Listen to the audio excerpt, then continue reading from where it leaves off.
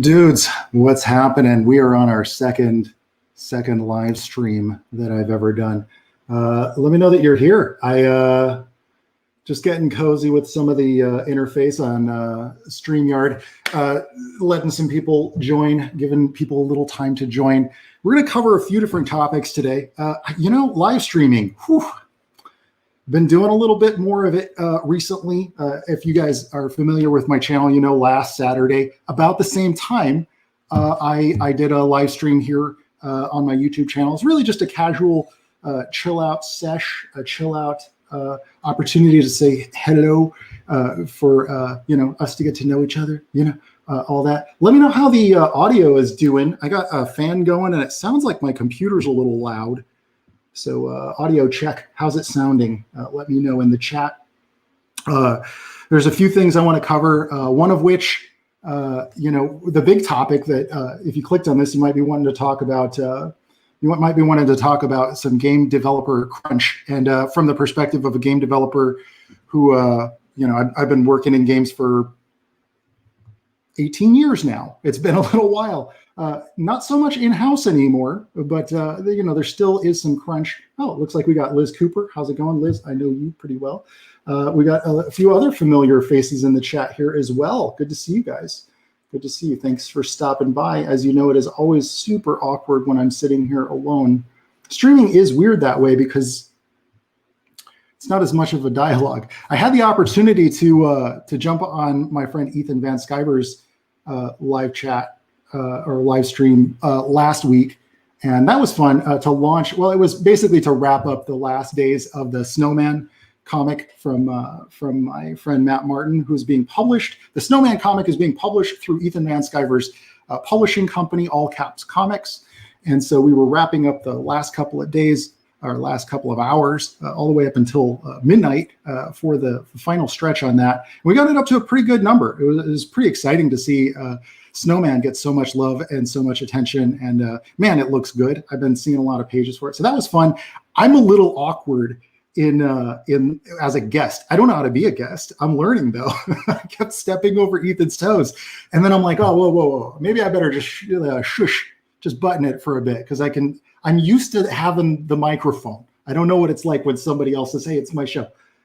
So yeah, I gotta check. How's that audio sounding, guys? Is it sounding good? Will this, hang on, I got a question here. Here we go. Rotten Boy says, will this stream video be available on your channel later? I hope so, unless if anything goes bad, if anything goes wrong, I'm known to put my foot in my mouth. So if that happens too much, I don't mind a few gaffes. I don't mind a few mistakes, a few faux pas. So I'm going to be dancing between the comments here back and forth. I do want to cover one thing before I go too much into this. Let me share my screen here.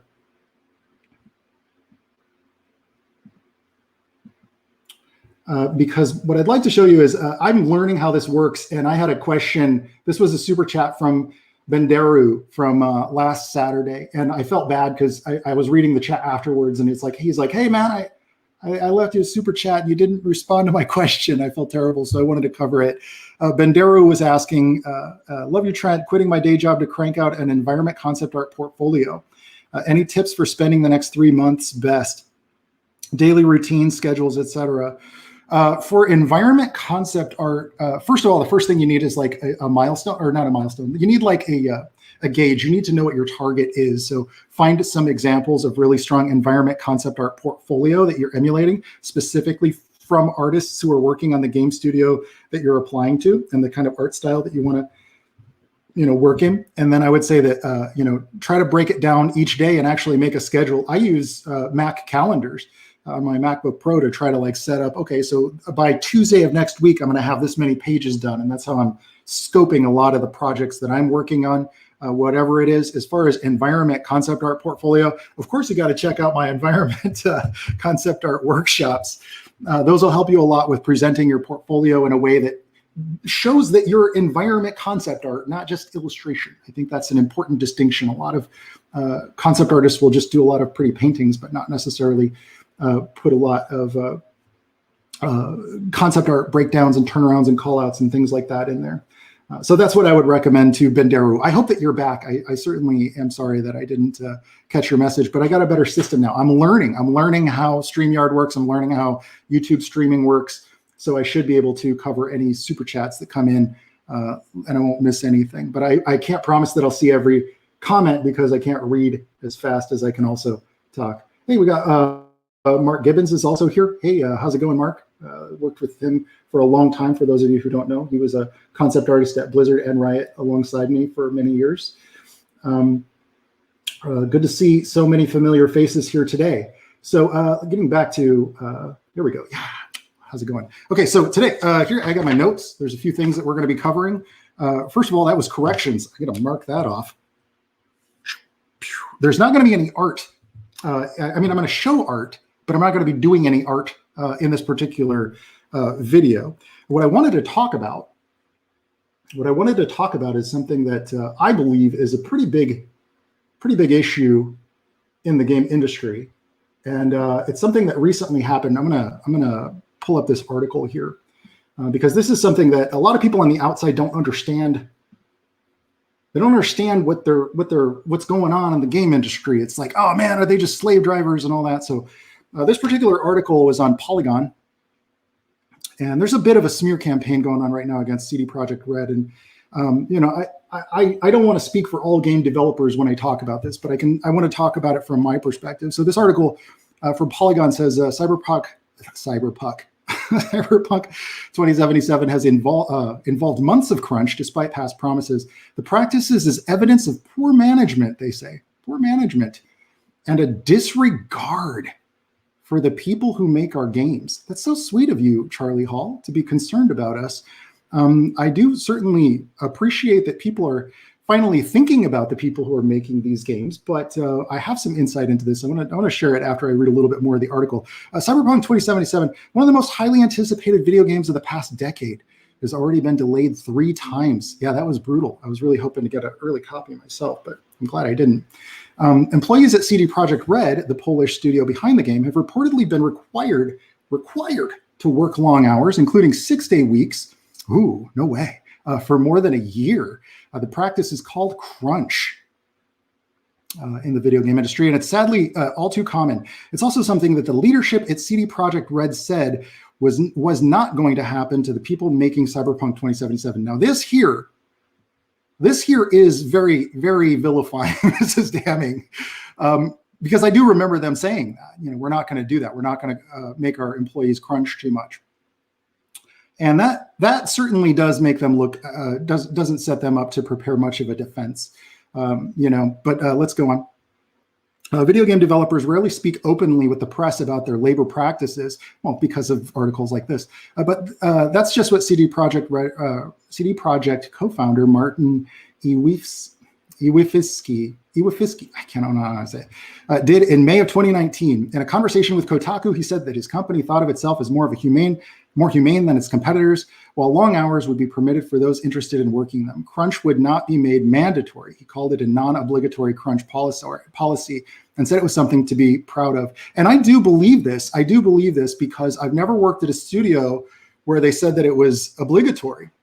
But the irony of this situation is that oftentimes, you know, if you're not one of those people who's working those extra hours, you know, one, it doesn't look like you're very dedicated to the team or the project, and two, you know, it kind of cuts you out from opportunities that you may have to take on more and more responsibility. So it's sort of a self-fulfilling problem. It's like you end up in situations where you've got people who are going home at normal hours, and they're like, "Well, I thought we were under a no obligation kind of a crunch,"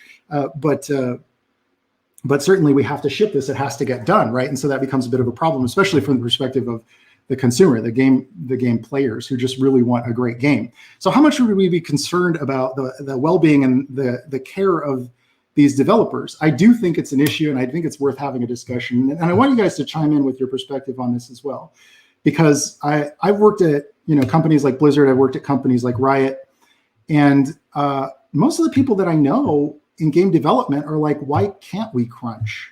Like, we really wanted to put in a lot of those hours. And that's something that, this is what I don't like about this article, is that here it says, poor management and disregard for the people who make our games. And I don't think that that's entirely accurate, because in a lot of cases, we were told to go home after 8 hours at Blizzard, for instance.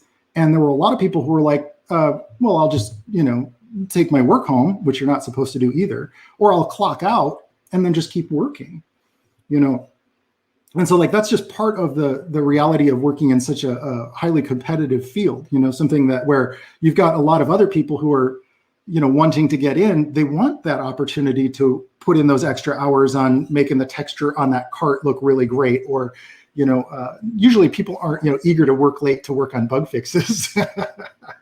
But definitely there is a kind of a desire from the developer standpoint to want to put in that extra time. Now, I do think that sometimes some companies will exploit their workers and force them to. I want to reiterate, I'm not speaking for everyone that I know who's worked in games, but I'll tell you what, you tell me to go home at a certain hour, I never did. I would go home on time, but I just keep working on things for the company or working on side projects myself. Game development is pretty life consuming. And if you don't already know that, then it might not be the kind of industry that you want to get into. It's pretty all consuming. And it's not just playing games. It's like, you got to, bug fix, and you got, broken verts that you got to go in and fix. And some of my friends out there who are 3D modelers are probably feeling the pain on that too. It's not always the fun stuff, but at the same time, you don't want to be. I remember for a lot of us on the Diablo team, it was we didn't want to be the first Blizzard game to not come out looking cherry. It's got to look good. It's a Blizzard game. It's got to live up to the hype. And I imagine that's what a lot of people at CD Projekt Red might have felt as well. Now, I can't speak for their development practices. What do you guys think of this? Do you think, if you're working in the video game industry, are you afraid of crunch? Are you hating on it?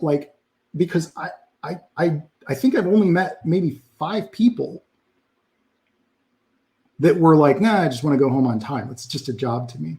And certainly the consumer, the players aren't as thrilled about a game that they don't care so much about the people who are making it. This came out around the time that Rockstar had done their game as well, Red Dead Redemption 2, and this was something that immediately after they got a lot of legal action. They had a lot of blowback for putting their developers through a pretty rough schedule, a lot of times sleeping under their desk and things like that, which if you're a game developer, it's you've done that. And I'll tell you what, the people that I worked with on the games that I've worked on, those are war stories.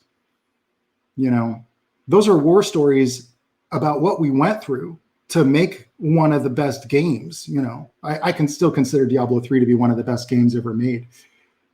And it was because of a lot of sacrifice of developers. And I don't think it's fair for a games journalist to go, hey, that's exploitive, man. You should let those people just come in for a few hours a day. I don't think that's, I don't know. I wanted to weigh in a little bit of perspective on it. I don't know, maybe I'm ranting. Let's see, what do we got here? Let's check out with the chat here.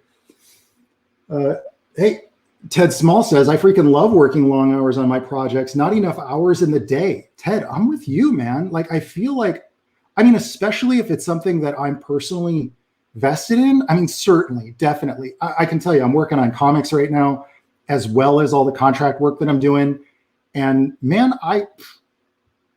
what do you mean? Of course I'm going to be up until 2 a.m. sometimes working on my script, working on just that lighting on that panel, just getting that just right. You know what I mean?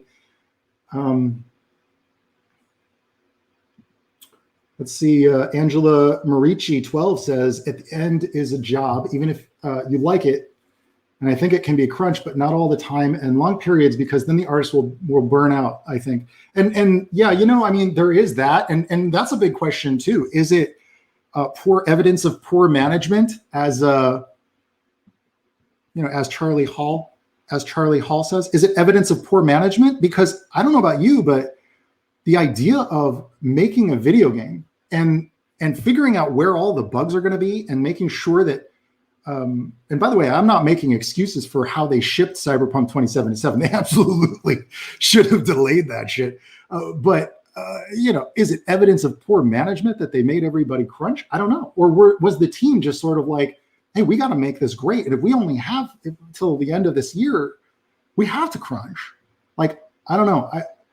I can't tell you what they should have done, but I will say, I mean, some of this does go on the shoulders of the producers, the executive producer. He's the person who's in charge of scheduling. But maybe they had stockholders to answer to. Here we go. We got Arcvane says, every industry I've ever worked in required mandatory overtime. It's just how things work. You're compensated accordingly, and it sucks. Sometimes you're not compensated accordingly, by the way, and that's evil. I think when you crunch on a game and then like the month before they release, they lay off all those people who crunched for a year. I've been there, and from major companies too. And that is horrible. But at the same time, it's like Arcvane said, it's just how things work. It's business. And that's the part that I think a lot of times people forget about. Wow, there's a lot of responses here. Oh, we have a couple of super chats. I want to cover these. Here we go. Let me see if I can find it. I had a system for this. Okay, let me see if my system works. Let me look at my super chat history. Nope, that's not working. Okay, let's. My system. I thought it would work. Okay, I gotta be more diligent about watching the super chats now. Sorry, guys. Give me a moment while I figure this out. Here we go. Here we go. Okay. Benjamin Loudly says, as an outsider looking in, I think modern content platforms overall are conditioning younger artists and devs to burn themselves out for free across the board. Passion tax is real. Just an opinion. First of all, thanks for the Benjamin Loudly. Thanks for the $10 super chat.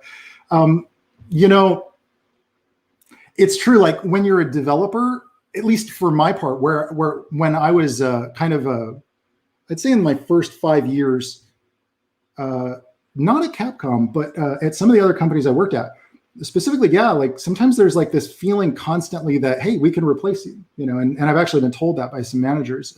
It's not a good thing to hear. It's like, well, wait a minute, I thought we were like a family, kind of a thing. And that kind of that is exploitation. I think that's terrible. But management, I think, is getting a lot more criticism nowadays, and I think that they're cracking down a little bit more on how middle management is handling people working in the lower tiers or in the. And I was a senior, so it wasn't like I was associate. I can't even imagine the kind of things that happen to associates or junior artists. But yeah, I think that there's certainly. I think it's really healthy for a lot of artists to be able to take a step back and go, okay, I need like 2 weeks to recharge, like every 6 months. I think it should be something where artists should be able to take that time so they can come back refreshed, energized, see some things in the world, get inspiration. I think that's integral. I think that's so important. And in fact, one of the good things that's come out of a lot of people working from home during all this lockdown stuff is that they're getting a little bit more family time. So artists who are working in games, a lot of them are able to spend more time, with their family. Although it's a whole new thing, learning to like juggle being a parent and a person in a family as well. Akapad left a super chat for $6.69. Thank you. Big fan. Can't wait for Creed. Trial by Fire is available right now on Indiegogo. Please go check it out. Why don't we go check it out, guys? Let's go check out Trial by Fire by Akapad. Indiegogo.com. This is on, okay, so we're looking for Trial by Fire. This is it. Look. All right, let's check out the trailer. This is by Peter DeLuca. See if we can go full screen. It is Peter A. DeLuca, Dude. a.k.a. Pat, a.k.a. DePaul. Okay, Peter, long video. Get to the comic. Oh, looks like you get some trading cards. Rocking and rolling. Looks like we got some cool art here. Nice. Trying to make it happen. Trying to break into comics. Showing off a lot of the artwork. Uh-oh. Where's my promo gimmicks? Here we go. Okay. Cool. Look. See? This leg. I don't Look at that detail. Okay, Peter. It looks like you got some. Looks like you're a really passionate comic book artist. I want to encourage people to go and check out that trailer. It's too long, Peter. I'm not going to let you have 11 minutes on my. I'm not going to give you 11 minutes on my channel here. Okay, let me. What am I doing? Stop it, Chrome. Okay, here we go. So, dudes, let's get back to talking about me. Thank you, Akapat, and everybody should go and check out Trial by Fire over on Indiegogo. Okay, this week we want to talk about, next up on my list, we've talked a little bit about crunch. We can come back to it if you guys have something to say. But I will say, I'm working on my comic right now, and I'm not stopping, man. I'm putting in the hours. And it don't stop. Got to do it right. The reason is because I want to get as much done before the campaign as possible, because I do not like the idea of, how do I say this? If the Indiegogo campaign for Creed is a huge success, that's a lot of pressure. And I would rather be already done with a lot of the book. And if it doesn't do particularly well, that's going to be a bummer, because then I'm going to have to work, continue to work my butt off to try to make the best book I can, knowing that, knowing the outcome. I don't like to know the outcome. I want to have it all done before I even dig into it.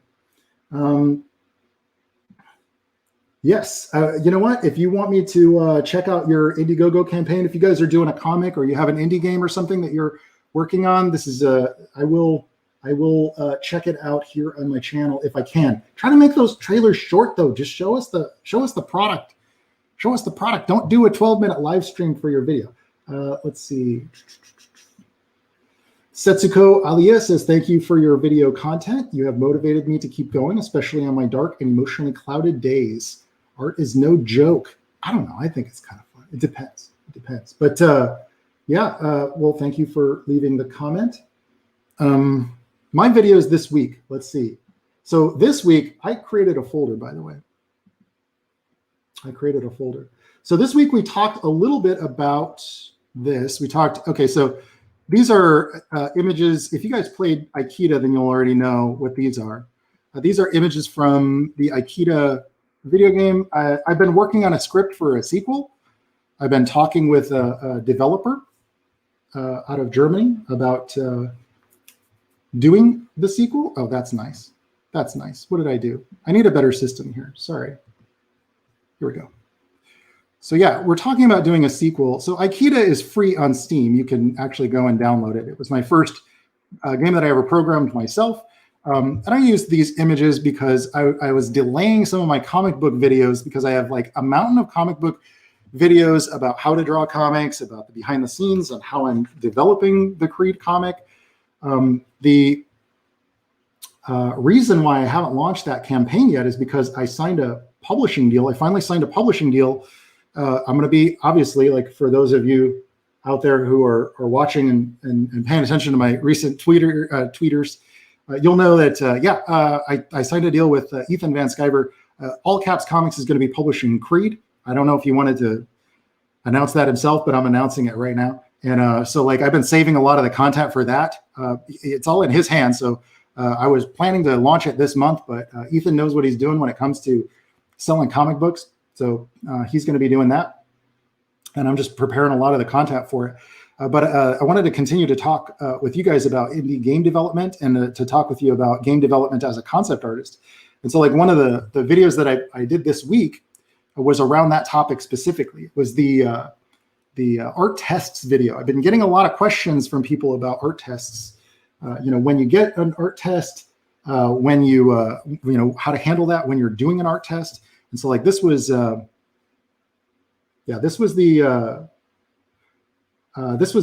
what did I do? Hold on. Here we go. Oh, here we go. Andrew Taz says, you're in good hands. You know what? I really liked how Ethan had handled Snowman. So I was like, well, I think this would be a good way to do it. Also, those two guys and I got started together. geez, we'd sit around the table and draw comic books together. So like, it's really exciting to see Ethan do as well as he has. Cyberfrog has cleared $1 million every time he releases a new book. For that, he's got Rainbow Brute as well. And, we're looking to fill out that schedule. So yeah, I'm officially part of All Caps Comics when it comes to doing comic books. Now I'm also doing other things. We're still working on Legends of Runeterra with Riot Games. And we're looking at doing a tabletop game, possibly starting up soonish, which I don't know that I can talk much about, but we're always working with Aquatic Moon. We're always working on contracts, but we also have this comic book thing that we're doing. And Ethan's going to be handling all the publishing side of that. That guy knows how to publish a great comic. If you got Cyberfrog, you know what I'm saying. I got my copy and I was like, I want my book to look this good. The publishing quality is really top notch. It's just about as good as you can get. So, for these nice fat 50+ page books. Visander the Unliving says, hey Trent, any plans for a 2021 tutorial pack for your Gumroad? I'd love to get my bony undead fingers on it. Yeah, hang on, I've got a hot rod. We got sirens going by. Yeah, I got to move out of Seattle. No, I'm just kidding. Living in the chat. So, gosh, did you guys see that video? Ugh, Seattle. So yeah, for plans for 2021. Okay, so the way I do it every year is that, I sell the box set of tutorials for that year. Early in the year, you can get it at a discounted price. It'll be like 50 or 60 bucks, but it's going to get you everything for the whole year. By the time you get to December, that box set is going to be like $150. So like, that's how you get it on discount, but you'll still have access to all that stuff. You'll have access to everything. Once you got a ticket, you got a ticket to the whole show, not just the front room. And that's a lot of videos, including, longer unedited versions of videos that I do on my YouTube channel, as well as extended and behind the scenes and extra, like full on several hours of real-time videos are going to be included in that as well. Now, here's the thing. Before I can do that, I got to get a lot of content together. My hands are going off screen because I'm maxing it out. So I got to get a lot more content together. Last year, my 2020 box set, Gumroad had to literally change the file size limitation because I passed their massive. They already had like a huge file limit, but I passed it. They're like, you can't put more in here. We'll have to make bigger storage for you. But my box sets sell better than most. I'm one of the top 150 sellers on Gumroad, so they were able to accommodate me on that. Yeah, here we go. Let's talk about art tests. Can you tell us about your art test experiences? Okay, so so as a contractor, you do some art tests from time to time. By this point, we usually get paid for an art test. It's usually just like a week, and we're turning in 5 images in that week. Yeah, buddy. Oh, but we're performing at like a high level. People expect us to do that because we're working on some of the world's biggest games. So, and the caliber of what they're expecting is pretty high. So you talk about crunch, we're doing it all the time. But usually we don't burn out our artists. I don't know how that happens, but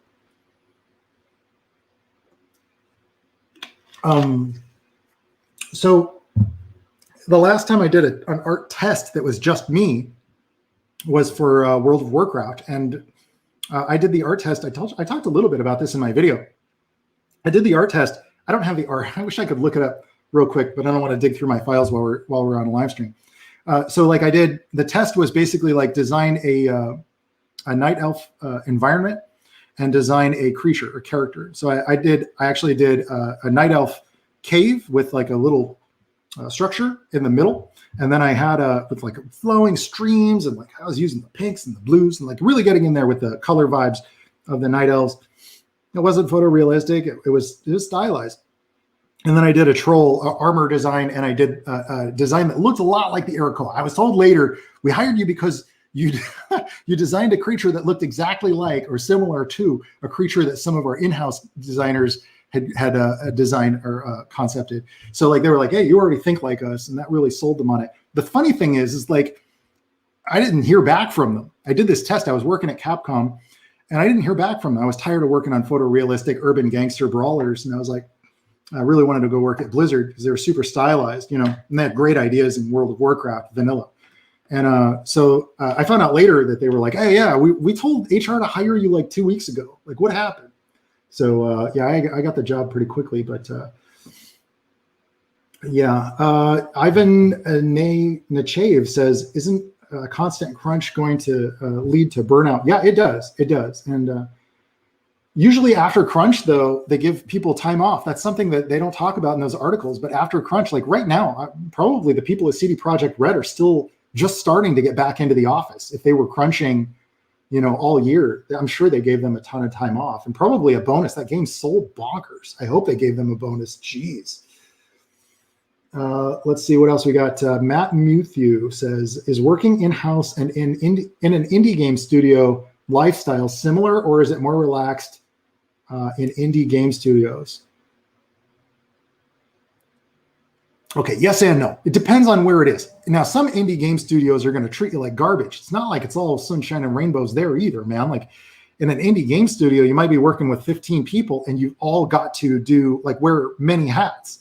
Or less if it's only like 5 people or something. Like you're going to have to learn to code. You're going to have to learn game design. You're going to have to do some voice acting. You're going to have to do some animation. You're going to have to be like carrying a lot more stuff. It's not as simple as just like, oh yeah, indie games are more laid back. But if you're a part owner of it, like, hey man, if it sells really well, then hopefully you have a piece of that pie. Although I've heard a lot of nightmare stories of people like getting kicked out of their own companies because as soon as there's a lot of money, people start fighting,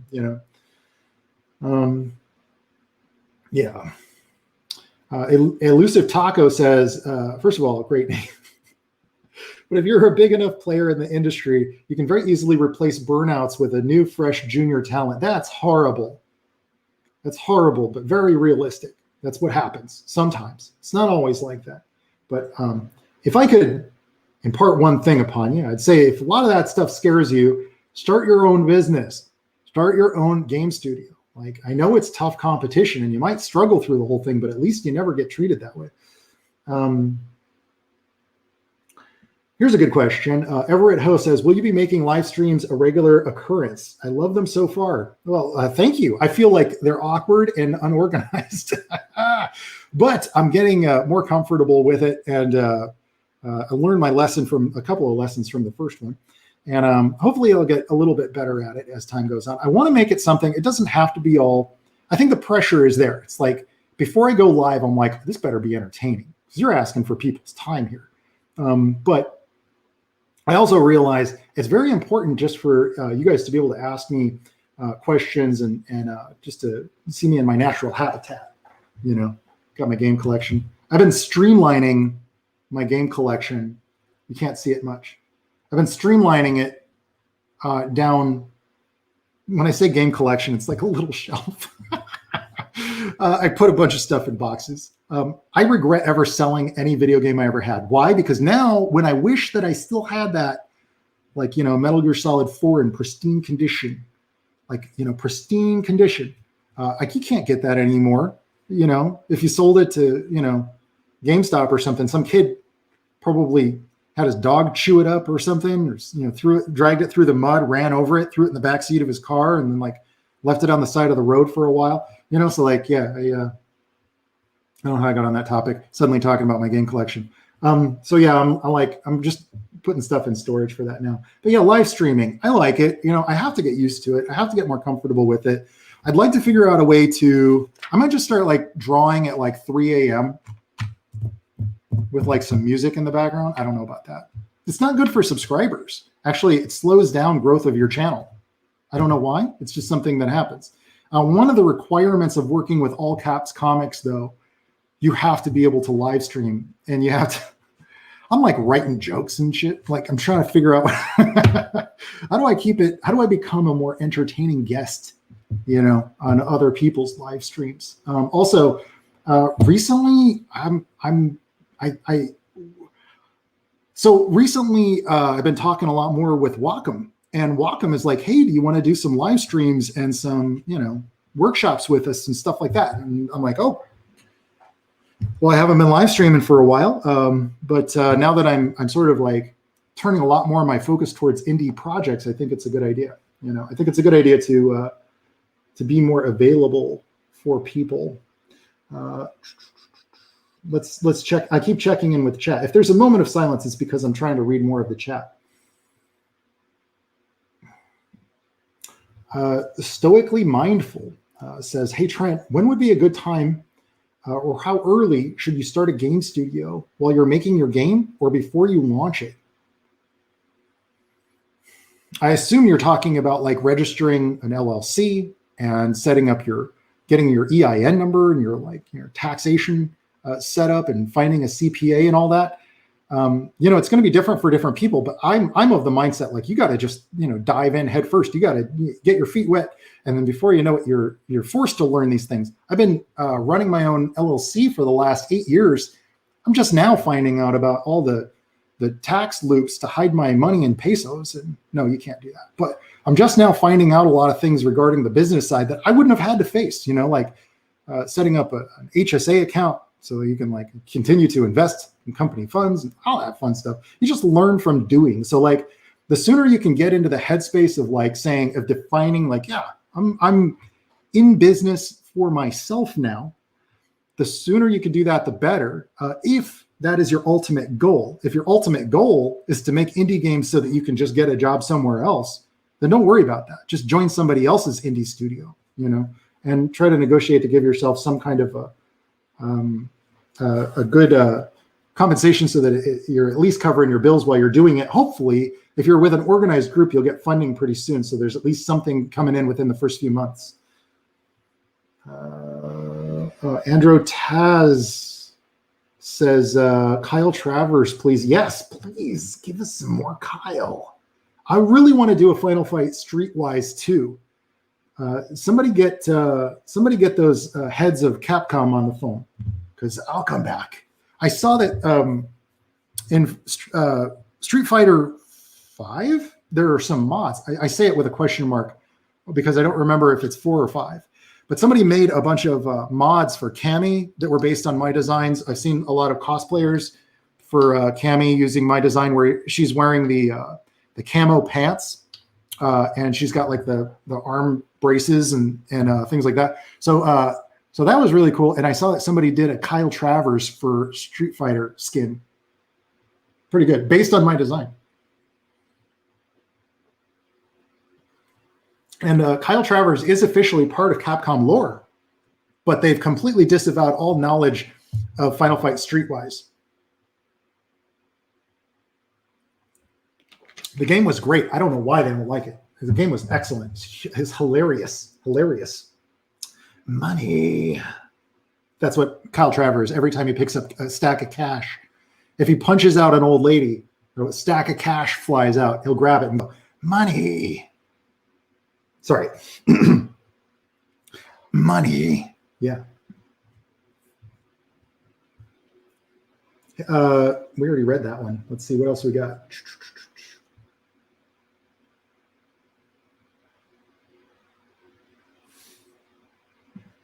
Oh, okay.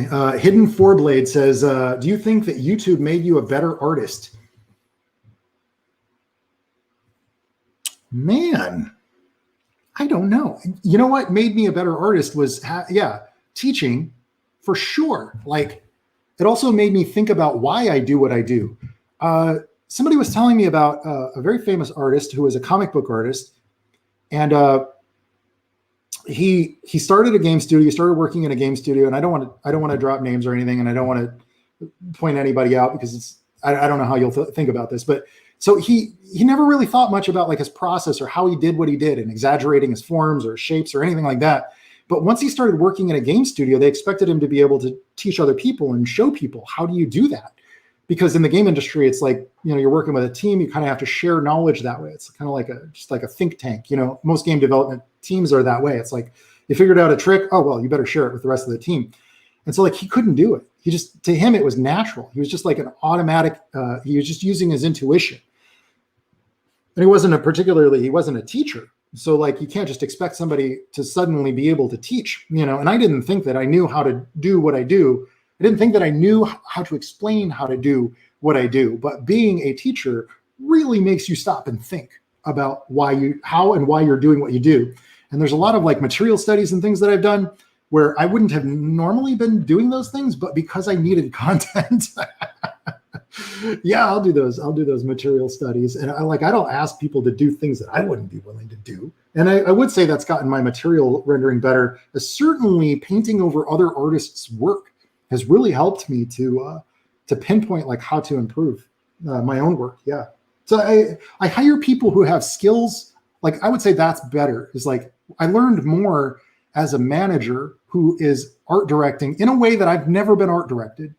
I've never had an art director paint over my work and give me breakdown notes of what I'm doing. But that's the way I like to art direct. And I found that that's actually helped me to be a better painter. It's helped me to be a better artist. Checking the chat here.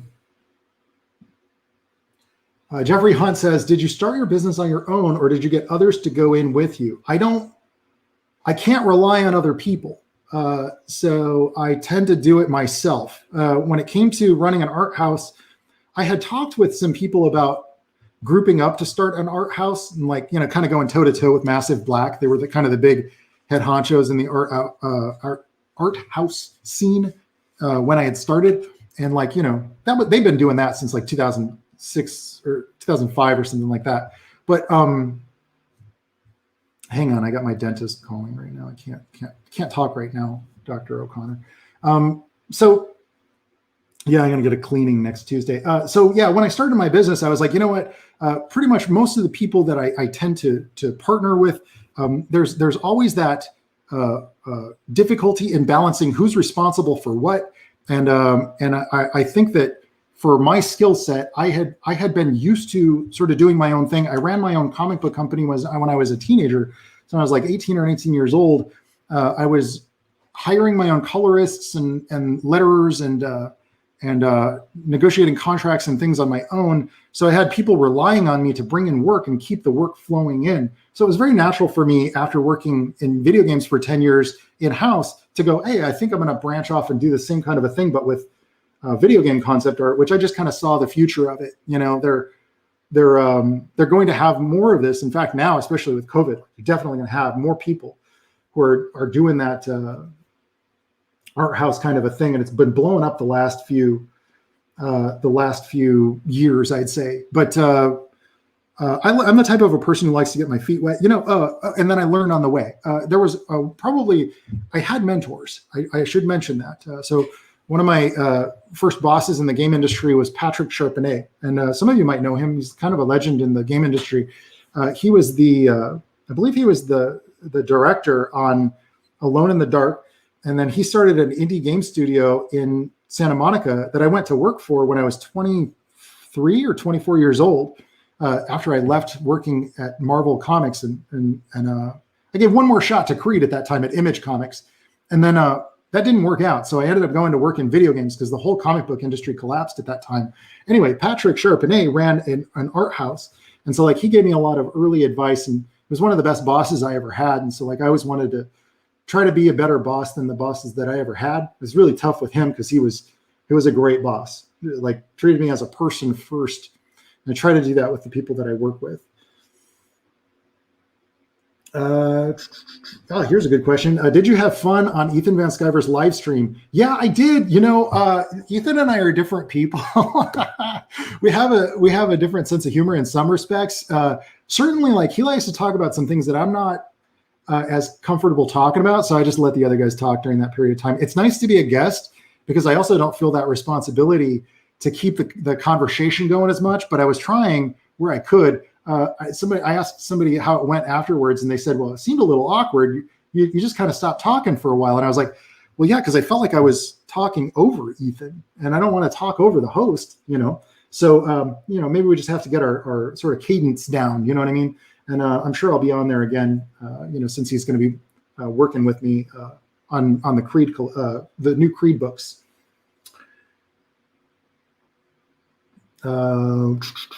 Romer Music says, have you ever done cinematic or film-related concept art? Have you known anyone who's done it? I mean, I know Cheeks Galloway, who does a lot of animation stuff. I know some people in the animation industry who do concept art for animation. But that's not my field. I have not. Okay, so I take that back.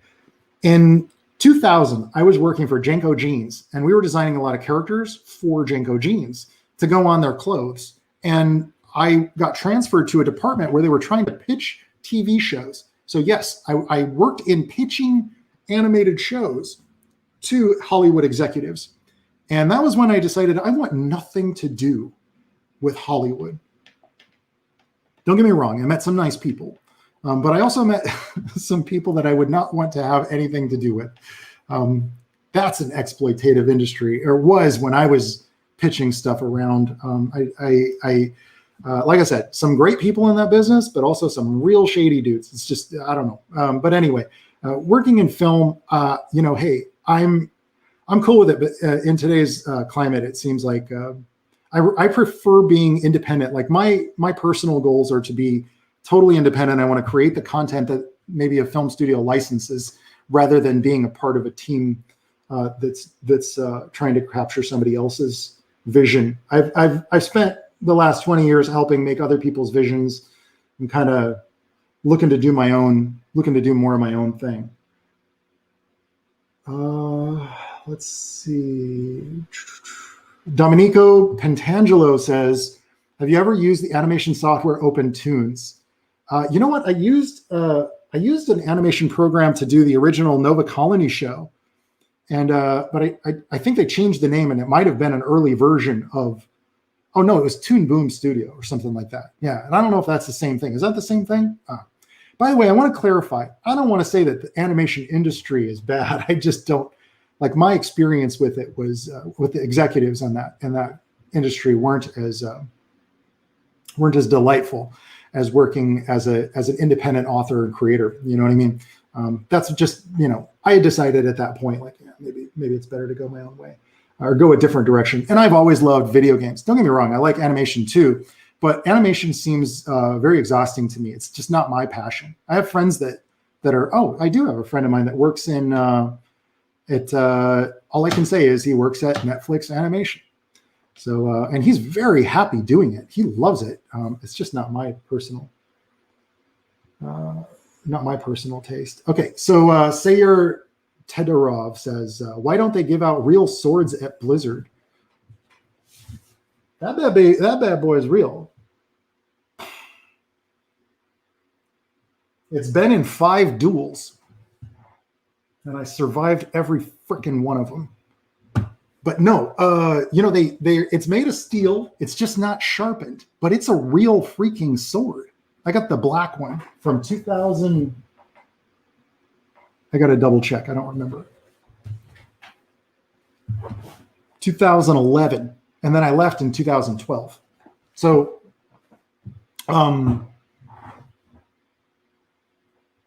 really hard to get the blood off of steel. Anyway, no, that sword, so in Korea, for instance, they don't even it's just the plastic empty casing. Swords are illegal in Korea. I don't know if you know that. Do they not do real swords? Did they start doing that here now too, as well? Was I one of the last to get a legit sword from Blizzard?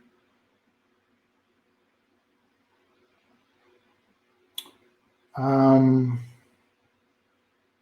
always wanted they give you a gold-plated toilet if you make 25 years. That's not true. I think it's a crown.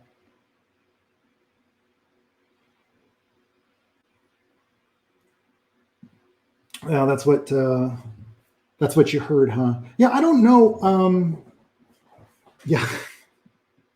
How many souls did you take with that sword? You know what? I'm still trying to get back on the Blizzard campus to reclaim my souls. That's not a metaphor. Okay. The real Ekalaz Williams says, hey, Trent, my question is, do you have any advice for a student that's busy in studying? Can you give any tips that can help me improve my art? Also been subscribed for 2. I really love your work. So I'm guessing you're just saying general tips on studying. I mean,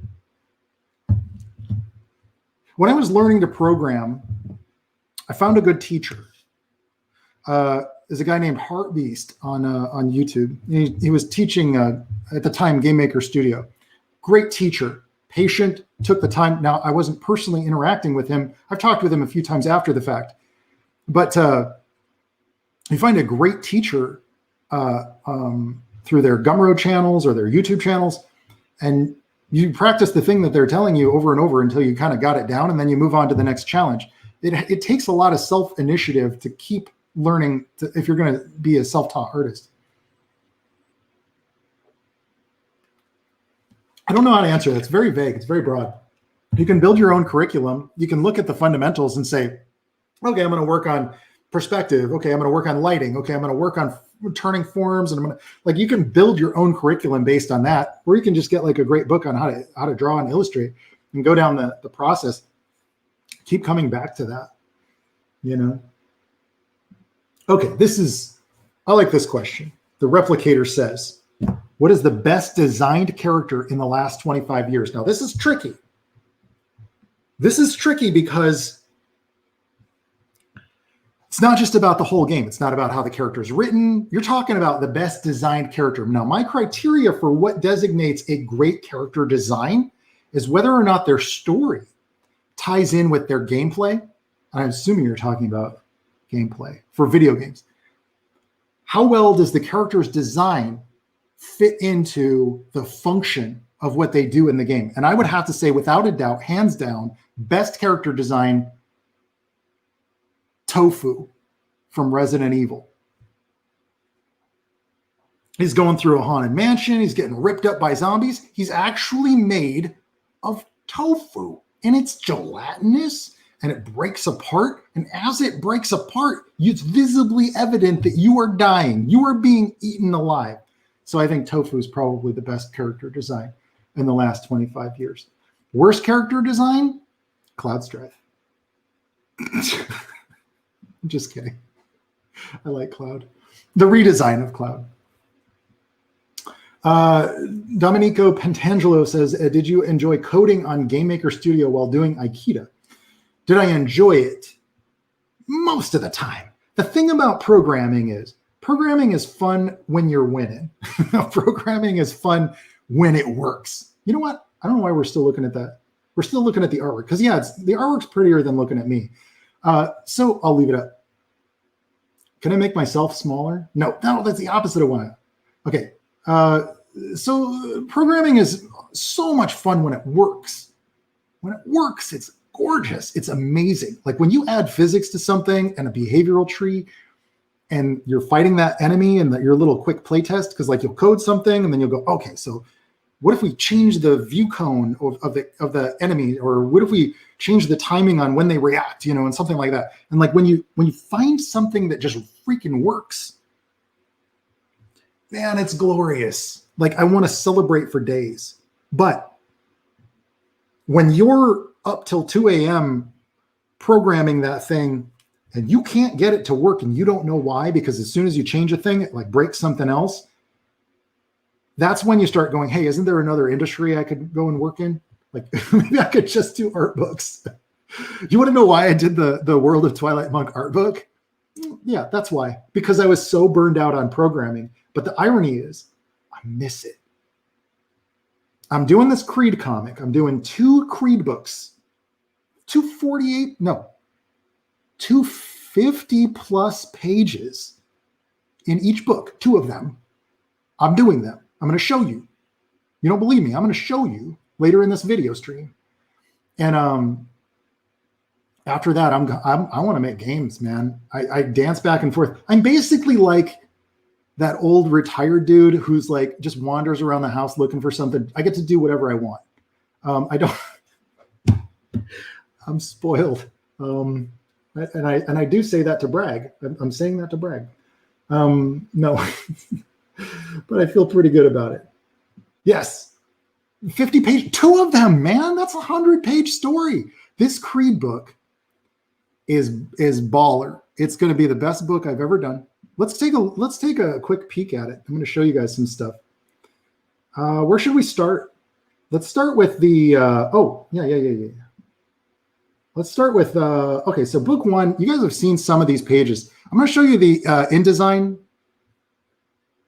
I'm going to show you InDesign. So InDesign is what I use to organize all of my pages so that I know which pages are facing each other. And the nice thing is you can like right click and then you can like load up to reveal the file and then make adjustments. So I'm approaching, this is weird. The colors on that are weird. I'm approaching book development the same way that I would approach, I don't know why the colors are doing that right now. It's because it's the processor is giving it glitches. Anyway, I'm approaching making a book the same way that I would approach game development. I'm gray boxing out the whole darn thing. And then I'm going in and going, okay, what needs a little bit more attention here, you know? And if you're curious, like, how is this different? Because if you've read Creed Imaginary, you might be like, whoa, well, how is this different than, like, what have you been doing? You know, how is this different than the original? And like, this is what that page looked like before. And then you can see the difference. It's not even a really good example of like the improvements, but you can see the difference. It's just a little bit more vibrant, a little bit more clean and crisp. This book was printed the size of a DVD, so like 5x7 or something like that. This is a good comment. Domenico Pentangelo, the best would be a mobile version of Aikida. Funny you should say that. We are absolutely considering that. There's a lot of money in mobile. The money's in the banana stand. No, certainly, I think for 2D platformers, not a bad idea to consider that. So no solid plans on that yet, but nothing to announce. So like these are some of the new pages. These are not in that original imaginary story, but I felt like there was an important scene. We needed to see how, you know, like what is CJ's deal? He's this dream frog. You know, he's this little frog that's like hanging out on Mark's shoulder all the time. And gets smacked around like one too many times, and then they discover very quickly, you don't mess with a dream frog, brother. CJ likes to torch people for fun. And so that's what we're seeing there. I don't want to give away too much here, so let me just move that out of the way for a second so I can show you some more. I'm going to skip ahead to some more hotness. Some pages that I'm particularly happy with. There's a lot of new pages, but not just that. This one, I think, well, you don't need to see that. That's the behind the scenes stuff. Pay no attention to the man behind the curtain. Okay, so what happened to my, I had the PDF here for a second. Page management, okay. Okay, this is like the most efficient live stream you've probably ever seen. So organized. Okay, so like that page right there. Look at the difference, man.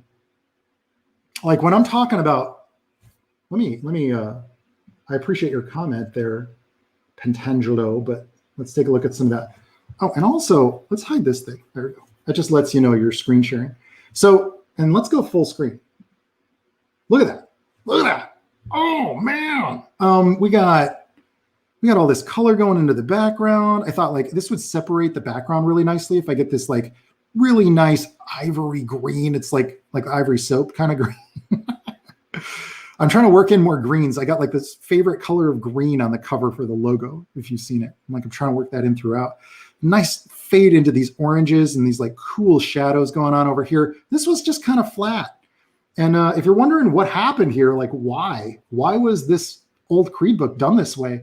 The biggest reason was because I was working on Diablo at the time.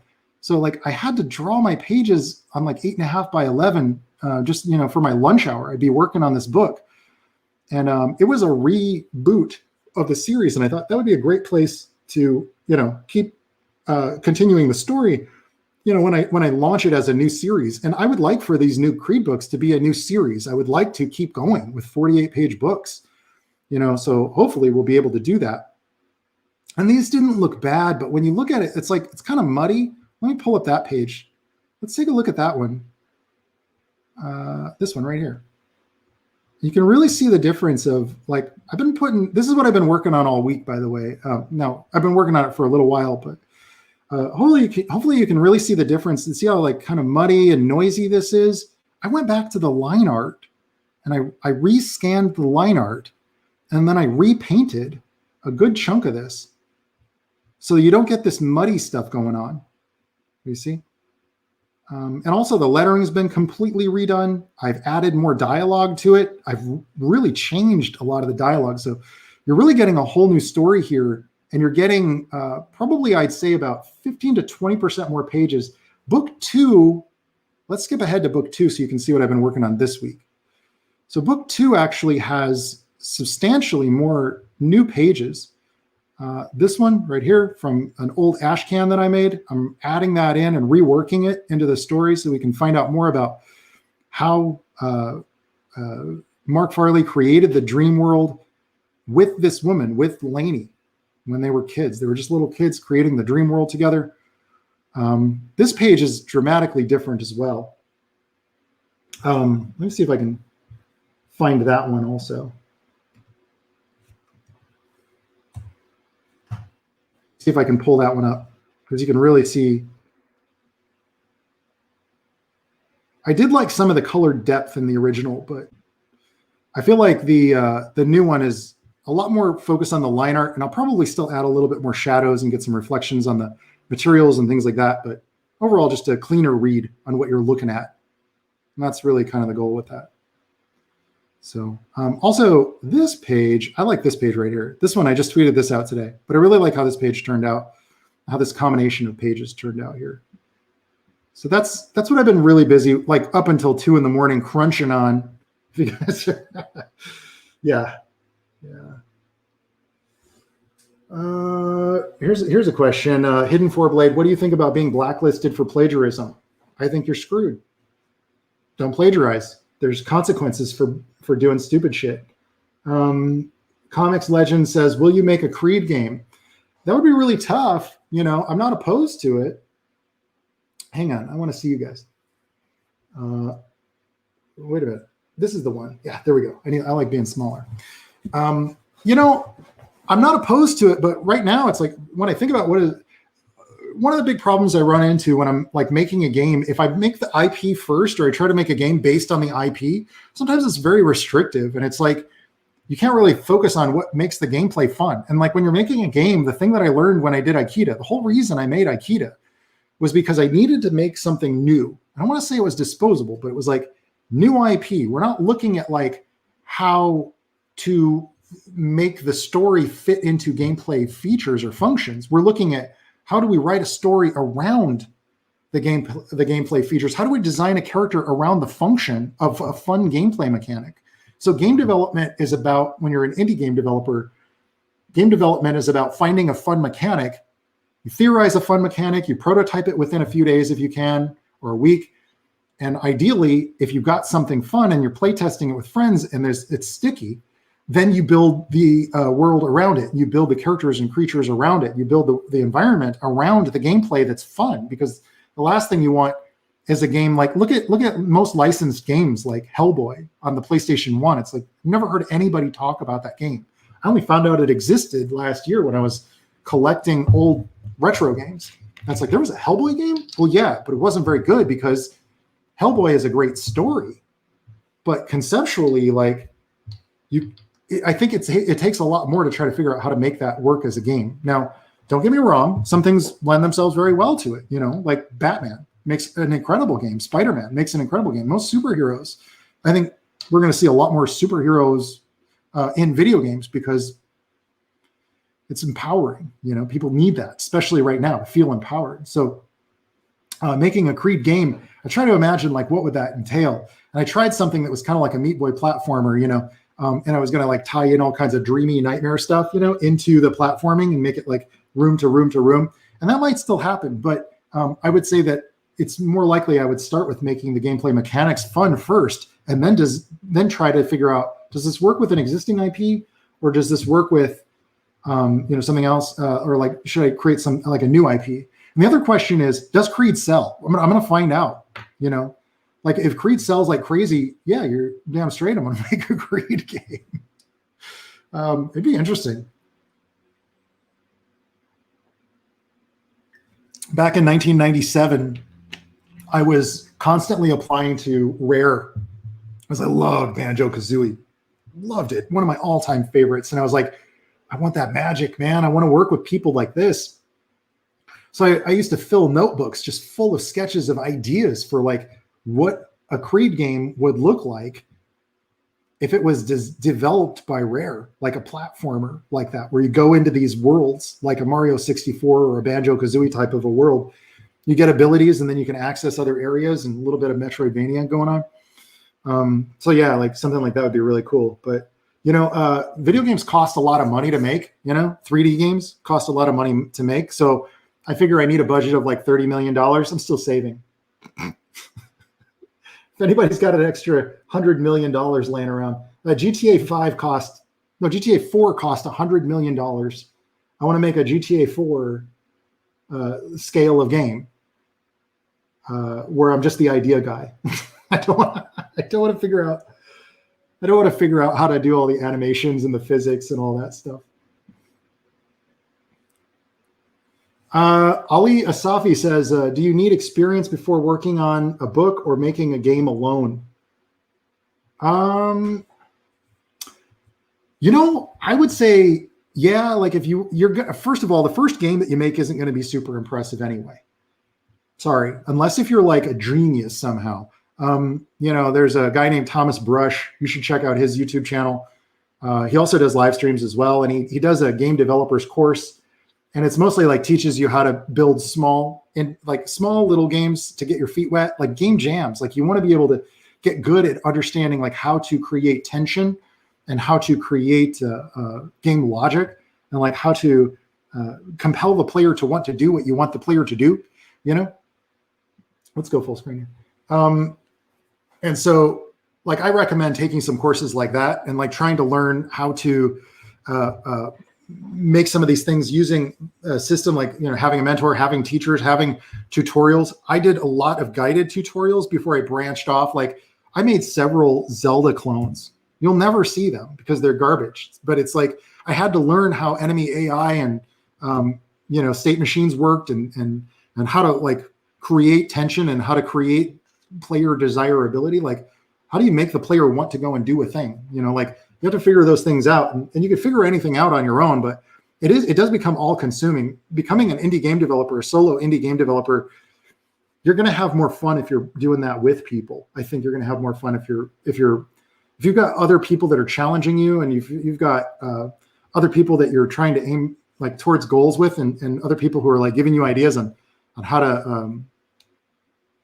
to get the results you want, and also finding solutions together and sharing those solutions. So like, for instance, there's a lot of kits and things on the Unity asset store, and like you might not want to be able to try all of them out, but you might be making indie games with friends, and one of your buddies is like, yeah, I use this grass, this flowing grass mod, or not mod, it's an asset from the asset store. I just plug that into my game, so now I got all this flowing Breath of the Wild style grass. And it's like, you might not have known about that on your own, but if you're in a community or you're doing that with other indie game devs, like I don't know, I'm kind of always torn between making books and making indie games. Lately, I've been getting that hunger to get back into making, more indie game content. But I would say, like, if I were going to do it as a solo dev, yeah, like I definitely want to be grouping up with people, not necessarily as partners on the same project, although that does help too, because then you learn the ins and outs of it. But just from doing, you're going to develop the skills, and doing tutorials, guided tutorials, building existing things so that you know what your scope is and what you're capable of. You want to know the complexity. A lot of people go, oh yeah, like why is Cyberpunk so bad? And it's like, dude, have you ever programmed anything even simple game? Even a simple game like Meat Boy is hard to do. Like, it's hard to get the pixel perfect platforming. That's a combination of words. I'll say that 1,000 times fast. No way.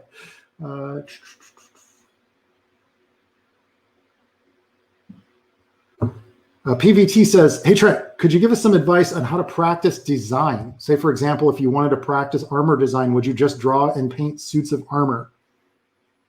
No.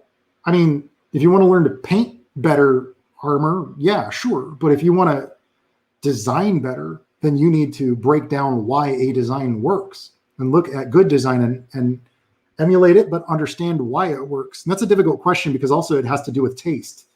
And nobody can tell you what your taste should be. Like good armor design for Demon Souls or Dark Souls is not the same as good armor design for World of Warcraft. These are two totally different ways of thinking. So you have to design based on the school of thought that you want to pursue and the kind of game that you want to work in. Anton Bachmott, hey buddy. Anton and I have been working together for a while. Thanks for stopping by. When will we hear the new audiobook? Yeah, Secrets of Kung Fulio, right. Yeah, where's the audiobook for that? Well, man, I got really tied up in making the Creed book, the Creed comic. So I've already recorded it. It just needs to be edited. So maybe I just need to find an editor to put together the audiobook version of it. That's a possibility. But also, I mean, I had started that second YouTube channel to do my audiobooks, and then I just kind of came to a point where I was like, man, I'm overwhelmed with all the art that I've got to do. And, excuse me. And when it boils down to it, you end up putting resources into the thing that's working, not the thing that isn't. And, that audiobook channel, that second YouTube channel wasn't, I just wasn't getting as much traction as I would have liked. It did have a massive 1,000% growth in less than 3 months. So I should probably get back to it, but it's really a question of like, where is the, what's got the most traction? And at that time I was literally getting messages every single day from Creed fans saying, hey, where's that? Why don't you do the new Creed book? Look at Cyberfrog. Like, why don't you partner up with Ethan and do the new Creed book? Do the new Creed book. Where's the new Creed book? Why don't you get more Creed? We want more Creed. And I'm like, no, but look over here. Look at this, Secrets of Kung Fulio. And they're like, yeah, that's cool. But like, where's the new Creed? So I had a lot of people demanding the new Creed stuff. And I had a lot of people demanding more tutorials for game development. So that's where I put more of my energy. When I see a lot of comments for people asking for something, that's what I'm gonna put my energy into.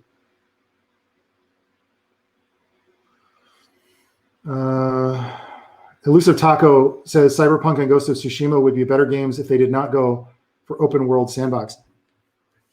Difference of opinion, bro, because I love them open world games. Little discovery. I just found out that GTA 4 on the Xbox Series X runs at 60 frames per second and a higher resolution. So yeah, I put my Series X back to plug that back in just for that. When you walk around a nicely crafted open world game, man, and I would say Ghost of Tsushima is up there. Cyberpunk is up there too. The only problem with Cyberpunk was that they shipped it too early. It really should have been another year or two in the oven. And it's unfortunate because it did kind of, can they recover? Like if they do like a massive DLC that's like free to anybody who bought it. And it's like, this DLC is this whole new story arc with another character. Like, can they recover it? Like, I would love to see them continue to develop that world. And I think they could bring it back. I mean, what was it called? No Man's Sky, did a pretty good job of bouncing back. And I think that they could do that with Cyberpunk. I love that world. Oh man, I found so many Easter eggs. GLaDOS is in there. BB from Death Stranding is in there. I found him in his little orange pod in like some building. There's just so much neat stuff to explore. And the way I play open world games, I just love cruising around and looking at stuff. I'm going to do my old buddy, Matt, and I are going to do he's a big Red Dead Redemption or Red Dead Online fan. And so like, we're going to do a tour. He's got a whole thing mapped out. He's going to show me all the hard to find locations and scenic views. We're just going to cruise around horseback through this open world. And by the way, it's a gorgeous game. The atmosphere, apparently the animals fight each other if you get them in close proximity. So like, I love open world games. So like in that way, Elusive Taco, oh man, I hear what you're saying. Like I wanted Ghost of Tsushima to have more of that like Tenchu vibe, you structured missions. But when I get into these open world games, man, I get into them, and I love that they feel alive, especially something like a Red Dead.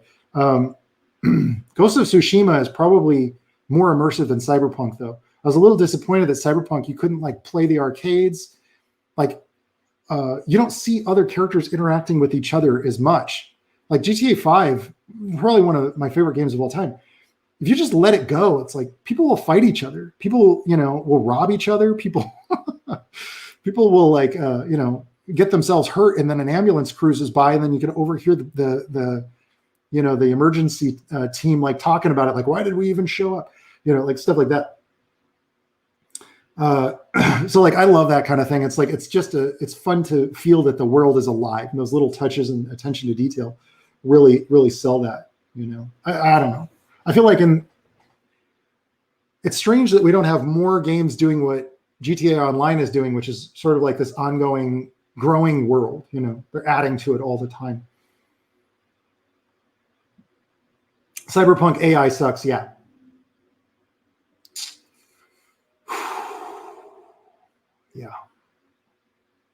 Yeah, that's a lot of my memories when I think about that game, I remember the glitches a lot. I played it on a PS4 Pro originally before I got my PS5, which you guys heard all the story. You heard the story of how I got my PS5. This is, that's some trial by fire right there.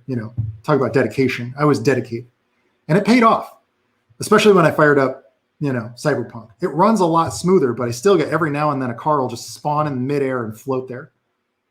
Okay.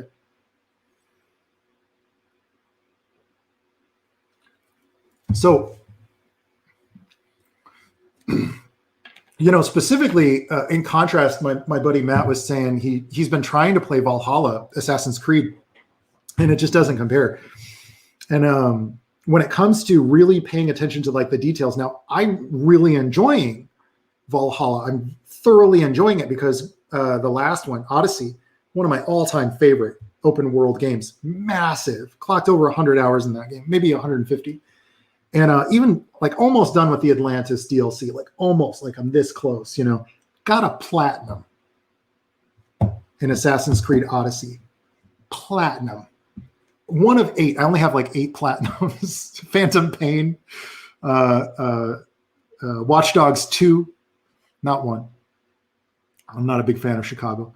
And Odyssey, a few others. I think Final Fantasy 15, yeah, as well.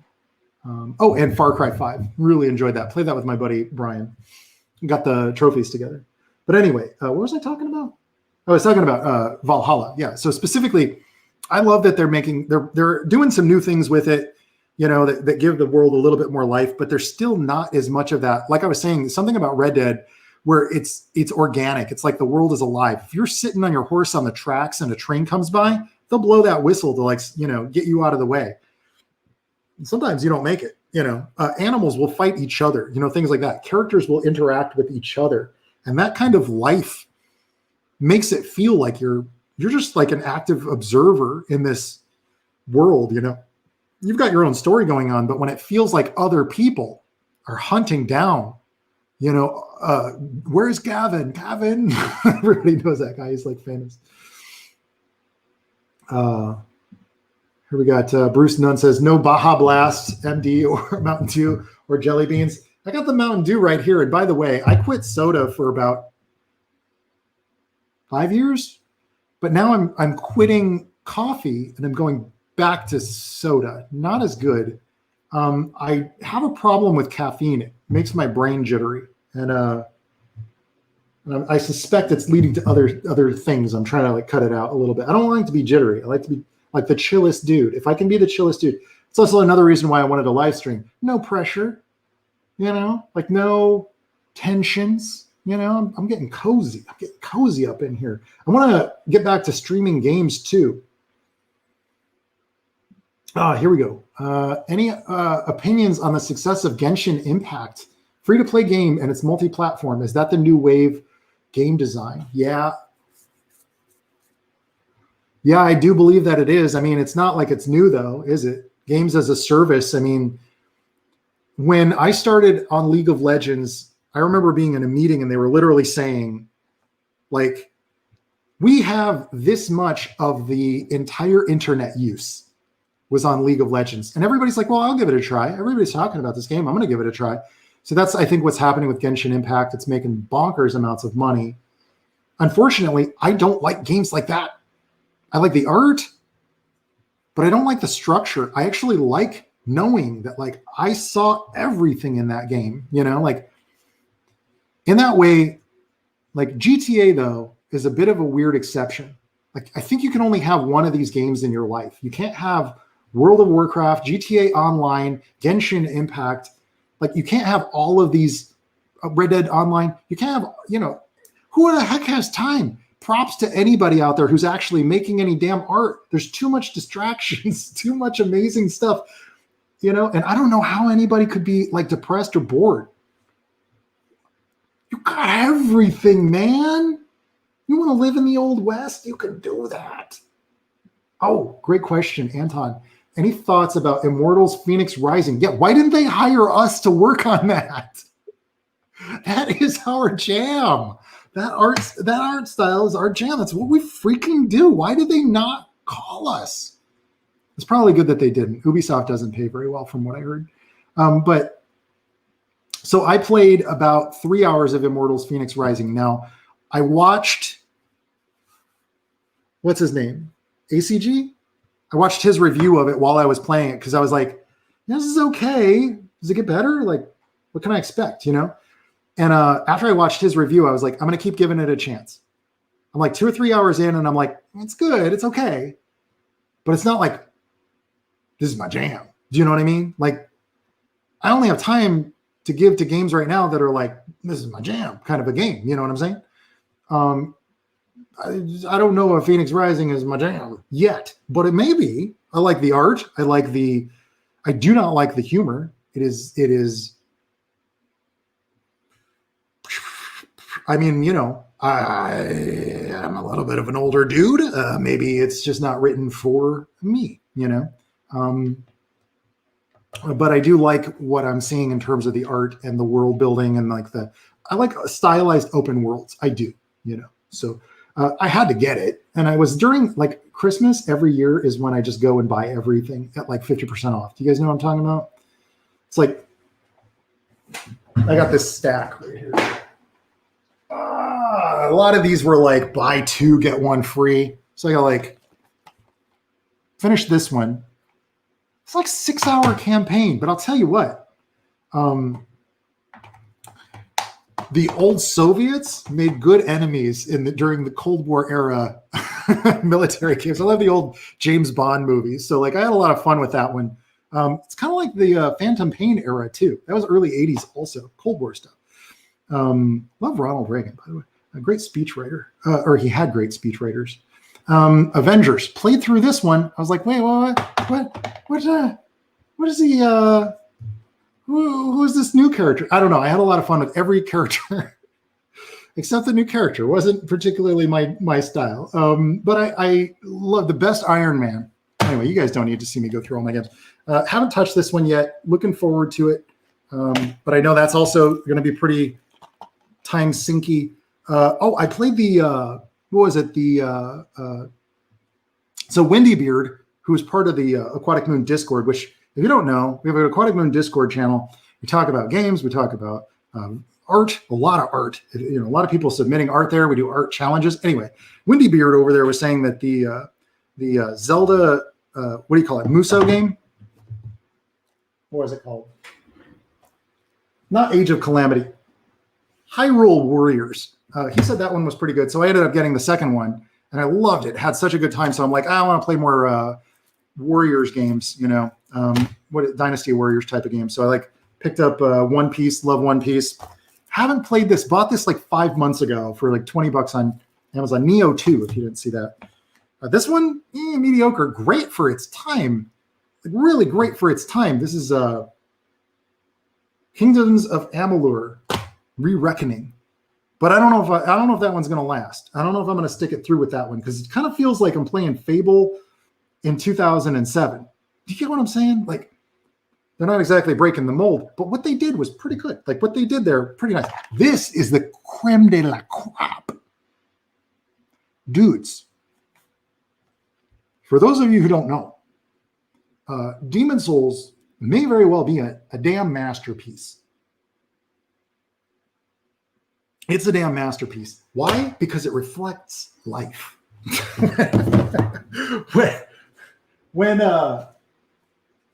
When you're chilling, just trying to you're well, there's never a moment to chill. But let's say that you finally beat that boss. It's like you're fighting a boss, die like 20 times, you finally beat him. There's no greater feeling of reward. That's like life. And sometimes you're fighting that dude, or you're about to. You're on your way to run back to get your souls, and like some griefer pops into your game and just decimates you. You lose everything. You lose all them souls. That's like life. Sometimes somebody's gonna snatch the last donut. Sometimes I was gonna make a really gnarly joke there, but I'm not gonna. Sometimes, let's just say some days it just rains on you, and it don't feel good, but you pick yourself back up because you can't stop thinking about that feeling of accomplishment. You beat it. You finally got past that thing. Kevin Fox says, "Hey Trent, I'm an Xbox guy, but my son finally secured and picked up his PS5 today." Oh yeah, buddy. Every single day I fire up my PS5 just to feel it in my hands. It's great. It comes with the Astro's Playroom. Play that. Just play it. Give it a shot. I know it looks a little bit cutesy, but give it a shot. It's fun. And if you're a PlayStation fanatic, you got memories of that. Ooh, it's got the nostalgia. It does. It delivers, man. The Xbox, the thing that I'm loving about it now is finding out that backwards compatibility thing, and finding out that you can go back and play you can play the Mass Effect games, and some of them have an increased frame rate, higher resolution. It's kind of like having a PC. It's like you can still play those old games. You know what I mean? But I'm not a PC guy, because with a PC, I always feel like I'm not getting the optimal performance out of every game. Do you know what I mean? It's like, I could probably get a better graphics card. And it's like, I'm not going to do that. I just got one 2 years ago. And, 2 years goes by pretty fast. Thoughts on The Last of Us 2. So there were moments, I think I talked about this briefly in my last live stream. There were moments that were just absolutely awesome. Was it GOTY though? Was it Game of the Year? Nah, dude, nah. Dragged on. It should have maybe been 2 games. How would I have tackled that? Because I like the idea of, spoiler alert, by the way, for those of you who haven't played it, just mute until I take that comment off the screen, I guess. I get where they were going. It's like, hey, you should be compassionate towards those who you deem as enemies and villains. It's like one evil begets another evil. And sure, some people would say, it's pretty basic stuff. It's like, but yeah, most stories are pretty basic stuff. The execution was pretty great. I didn't like, I didn't like any of the main characters. But I also didn't like Joel at the end of the first one. What a jerk. He sold out the whole world. That's because he couldn't part from his daughter? Selfish bastard. I don't want to say he deserved what he got. I'm not saying that. I'm not saying that Joel deserved what he got, but he was a bit of a jerk. You can't deny that. He'd sell you out. He'd sell out all of humanity. He was not the last of us. That's for sure. Ali Asavi says, I would buy a PlayStation over Xbox just for the God of War series. Yeah, now, yeah. Not so much with the older stuff, but certainly now, yeah. Certainly now. Dudes, I wanted to show you guys some work. I wanted to show you some more artwork that I'm working on. I'm getting sidetracked talking about games. I'm having a good time though. But I want to show you this because this is pretty neat stuff. So, man, that's too hype. It's too hype. Can't show that. I shouldn't even be talking about it. Okay. This is, here we go. Here we go. Dudes, do you see what I'm seeing? Do you see what I'm... So this was a sketch that I had done in 1999 while I was working at Janko Jeans. Look at them shoes, brah. Yeah. Okay. This is how I used to draw Creed back in the day. And I thought, what? I need a piece that kind of takes us back to those old days of Creed, real fan service kind of a piece with those crazy ass proportions. He's got these are actually memories in these orbitations, and you'll find out what those are in the book. This is an alternate cover for the Creed Reimaginary book number 2. And this is going to be part of the same campaign. We're going to do 2 books at once, 2 50-plus page books. So you're going to get that full story arc for the reimaginary storyline. And then hopefully we can do a book 3. And I already got a story idea for it. But anyway, so the colors were actually, if you guys remember if you're familiar with the Aquatic Moon Discord, I've talked about it a few times. Let me go full screen. You should see this in all its glory. You don't need to see me. This is the colors, rough colors by Jenny Brozick. Man, she's good. Like she added all this like stuff going on, swirlies and things going on in the background. And then like I went in and I just started painting over top of that. So like, that's how we do it. That's how we do it, man. I'm sorry. I keep zooming in and out. Here we go. Yeah. So like we got CJ here. He's got a couple of little shinies on his legs. I added some of that paper texture to it. Yeah, dude. So this is Jenny helping out with the colors. It's still dated 20 because this happened in December, but it just finished up the colors like 2 weeks ago. It was like right as it was changing the year.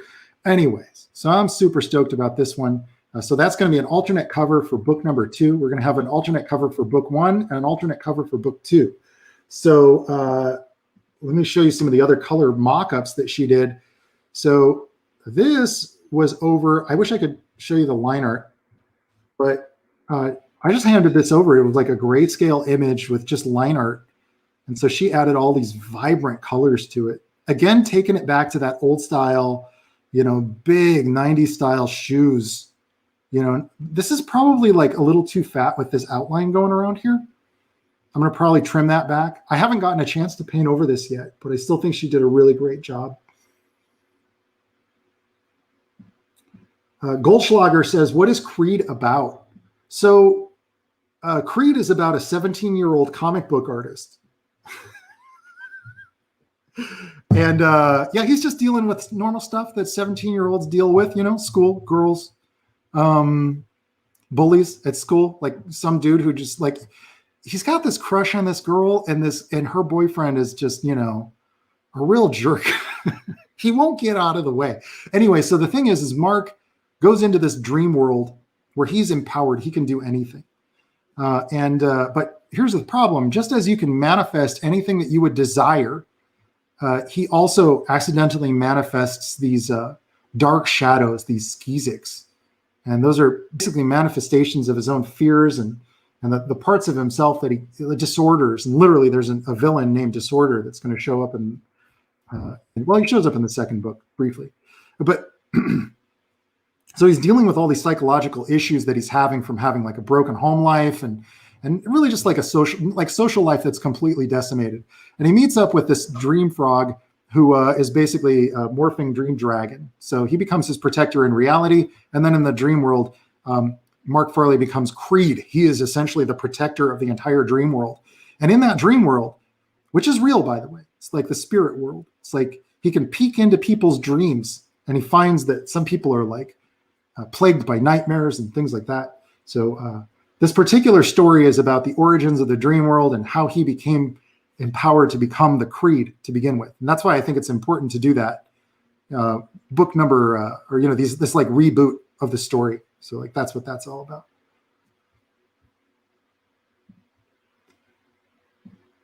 Yeah, Kelvin Blackman says, yeah, she did her thing. Yeah, hell yeah, she did her thing, man. Jenny has got the colors down. She knows what works. Check this out. I'm going to show you some more. I think I've got some thumbnails. I should have shown you the thumbnails. So she's done a few of them. This is another one that she did. She does like 3 little variations, and then I kind of pick which one I want her to pursue. This one turned out really well too, but Creed looks nuts here. He looks totally psycho. So like this probably won't be a cover. He's kind of distorted. The dream world is kind of fun to draw in because the character is always sort of like going through these distortions and like getting like, he's always dealing with dream matter. You know what I mean? So like dream matter can be a little bit whimsical. You can have like mythical creatures and all kinds of distorted lens effects and things like that. This is another one. These were, if you watch my channel, you probably saw me do the ink work on this one. I had done these a couple of years ago. I was doing these just Creed drawings every night, and then I'd sell them on my eBay store. And this was one of them. And then I just thought, well, I'll see if Jenny could do these. She did all of these in about a week. So if you're curious as to like, you know, how fast we turn things around at Aquatic Moon, that should give you an idea. There's some things in here that like, yeah, like I wanted to get her to sign this because she painted these fish in here. These fish were not in my original design. She put these in here. I thought they were a nice touch, so I kept it. But yeah, she totally did her thing. Yeah. Jenny Brozick, so good. And I'm working with her on a couple other things too. Willie L says, what is your favorite issue of Creed? Gosh, I loved doing the Teenage Mutant Ninja Turtles crossover. That was probably my favorite time. Okay, so while I was doing that, I signed a film deal. The film was never made, if you're curious. It was an animation deal. I signed a deal with Chromium Productions, which is like this company that made Chrome trading cards. So we did a whole series. We did a whole series of Creed trading cards, and I got to employ a lot of my artist friends to do some cards, you know, to see their take on Creed. So that was really cool. We had Creed action figures at that time. So like the Creed Teenage Mutant Ninja TMNT crossover was my favorite period of time to be working on Creed. It was 1997, I believe. I was about 20 years old, and I was talking with like Peter Laird on the phone. He's like the chillest dude ever, like a great guy, a good mentor figure for me as a young man, like learning to create my own worlds and just always admired and looked up to him and Kevin Eastman, of course, you know. So yeah, we need a good TMNT game. Maybe Aquatic Moon can make a Teenage Mutant Ninja Turtles game. That would be great.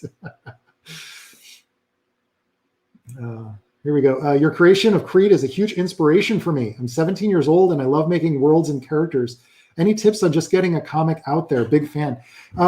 Jonah, yeah, man. I would say that the big thing to remember is like, be yourself, be honest. Like Creed was about the things I was going through. So before I created Creed, I was doing a superhero thing because that's what my friends were doing. And I kind of wanted to do, Ethan and I talked a little bit about this on his stream with Matt. I'm like, I was trying to do, but in that stream, I didn't want to talk about my thing. I wanted to talk about Snowman.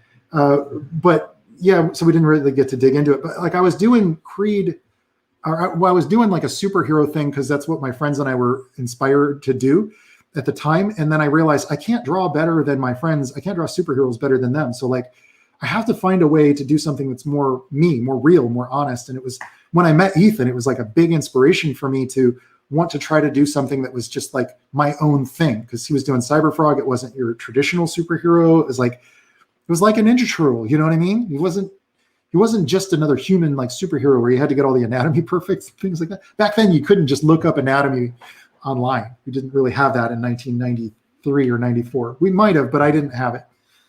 Anyway, so we'd have to go to the library or cut out pages from muscle magazines, you know.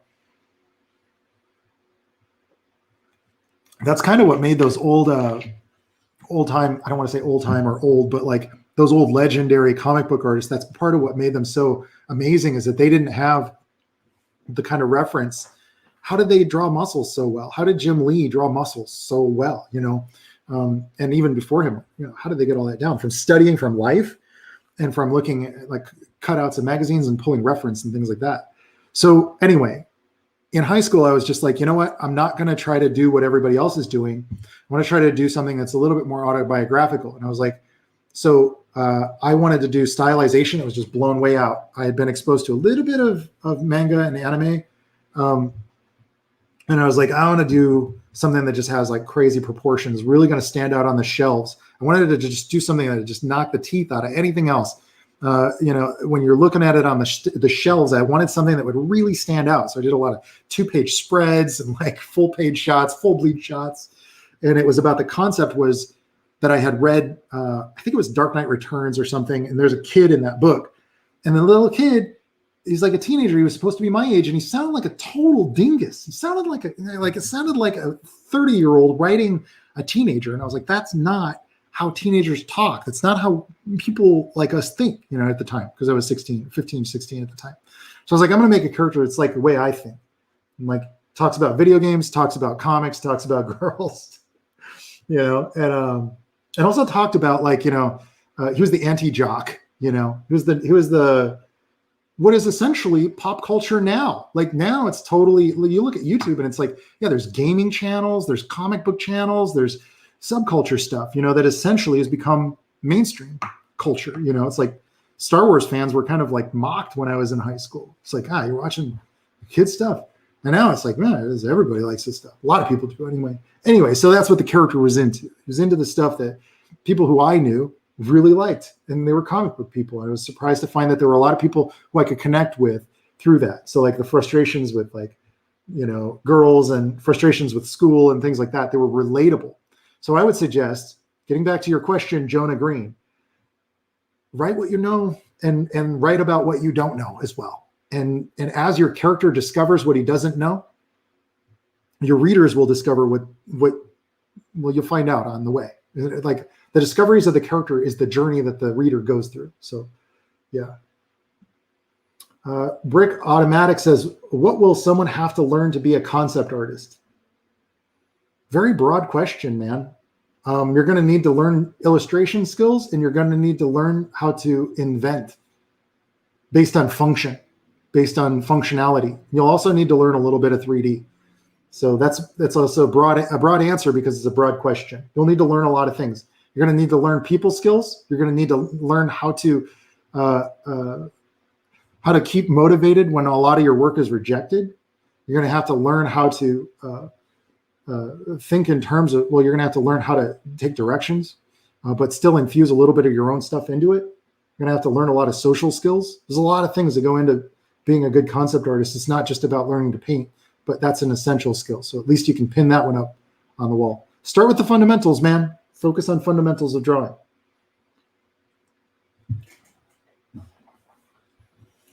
Checking out the chat here. Marlon James says, what do you think about the censure? Are you saying censorship?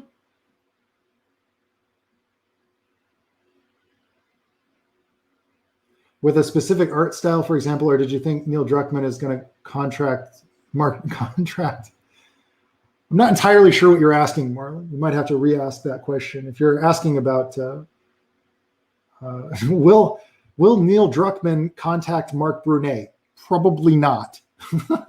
All of the concept art for Naughty Dog is done with photo bashing, like 90% of it.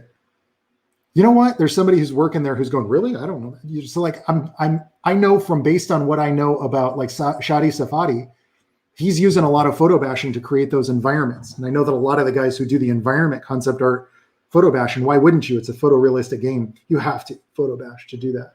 They're not going to suddenly start doing more stylized stuff. What I wish that they would do is hire my studio to make a Daxter 2.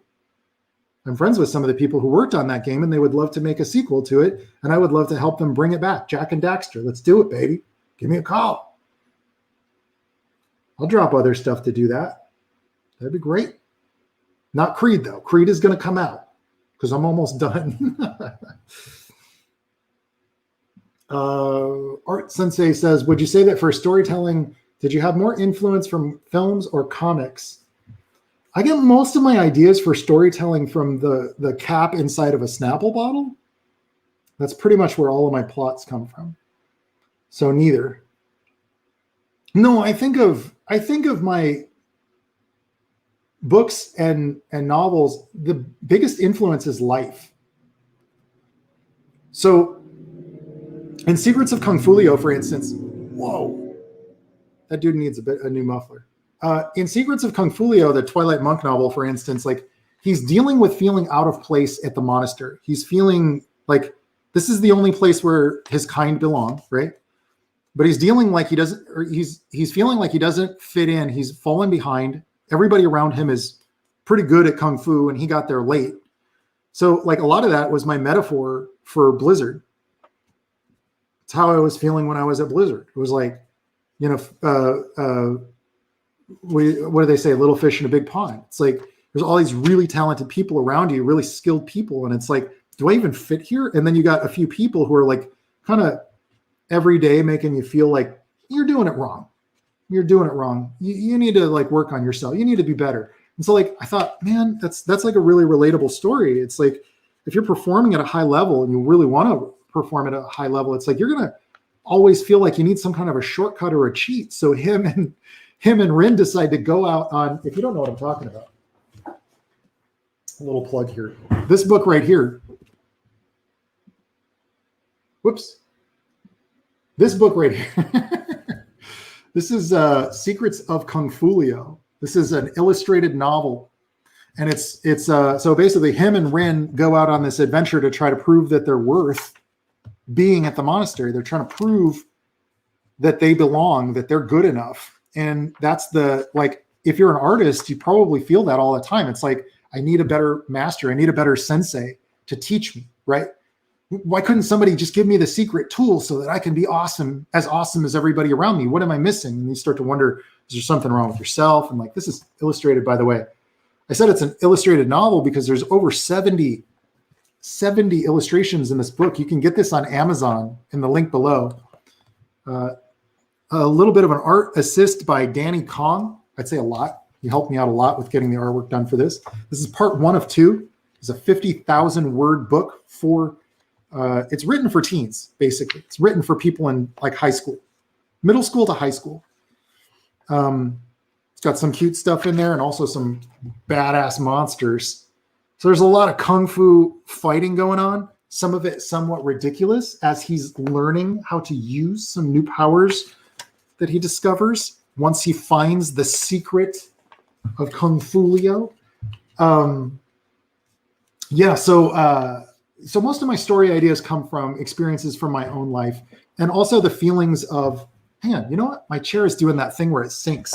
If anybody can recommend a gaming chair, I'd really appreciate a recommendation, because my back, it's not good sitting in this little chair. It sinks all the time. What was I saying? Oh yeah. Secrets of Kung Fulio.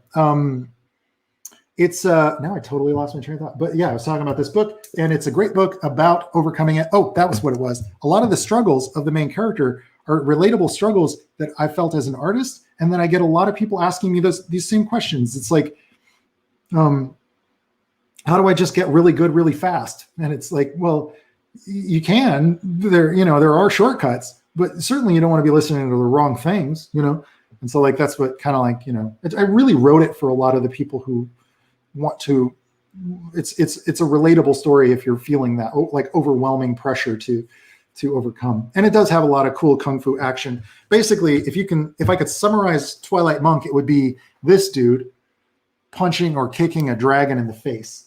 There's a lot of that, a lot of fighting mythical beasts, and a lot of kung fu magic and mystery as they explore the undercity of the Crescent Isle. This is island. I'll show you the island. I started building this island with Anton in 3D, and I would love to turn it into like a GTA type of an island that you could just walk through in 3D. You might have seen this drawing. It's shaped like a crescent isle or a crescent moon, and there's all those little villages and buildings in there. Sorry, there's not more light. Let me see if I can get a little bit more light on that. Nope. How's that? That's a little better, sort of. Anyway. Just exploring that island, I'm kind of treating it like it's an RPG too. Like I wanted to write something that felt like the old Final Fantasy stories where, they add new characters to their group and then they go on more adventures to try to dig into their backstory. And, that character is betrayed by his brother, but he has to go back and fight for, his rightful place in the kingdom and things like that. So like some of those kind of stories are going to come along for these characters, as they explore. The secret of Kung Fulio is love, right? No. Anton, man, why do you do this to me, man? No. The secret to Kung Fulio lies within. Gunga la gunga. Have you read the book, Anton? I sent you a copy, man. Art Sensei says, you never know, it would be a kick-ass RPG. Well, part of it is that I wanted to write it. I wrote it with Chris Krubeck, who wrote Tokyo Dark, which is an indie game. And so I wanted to write a story that would work as an RPG, but this would just be like part 1 of 12 if it was an RPG. Like I know where I would like it to go, And I really do hope that this picks up in sales because, and I don't know, maybe with the Creed book coming out that this will, start to really do well. But these days it's tough, especially to sell a book that doesn't have a movie deal. It's like you got to have the movie deal and then your books sell, but you don't get a movie deal until your book is selling like crazy. You guys know that old chicken egg situation. Cookie M says, "Hey Trent, I'll be working in-house as a junior concept artist soon. Any tips for a new join, like things not to do or must do?" Yeah, man. Okay, so first things first.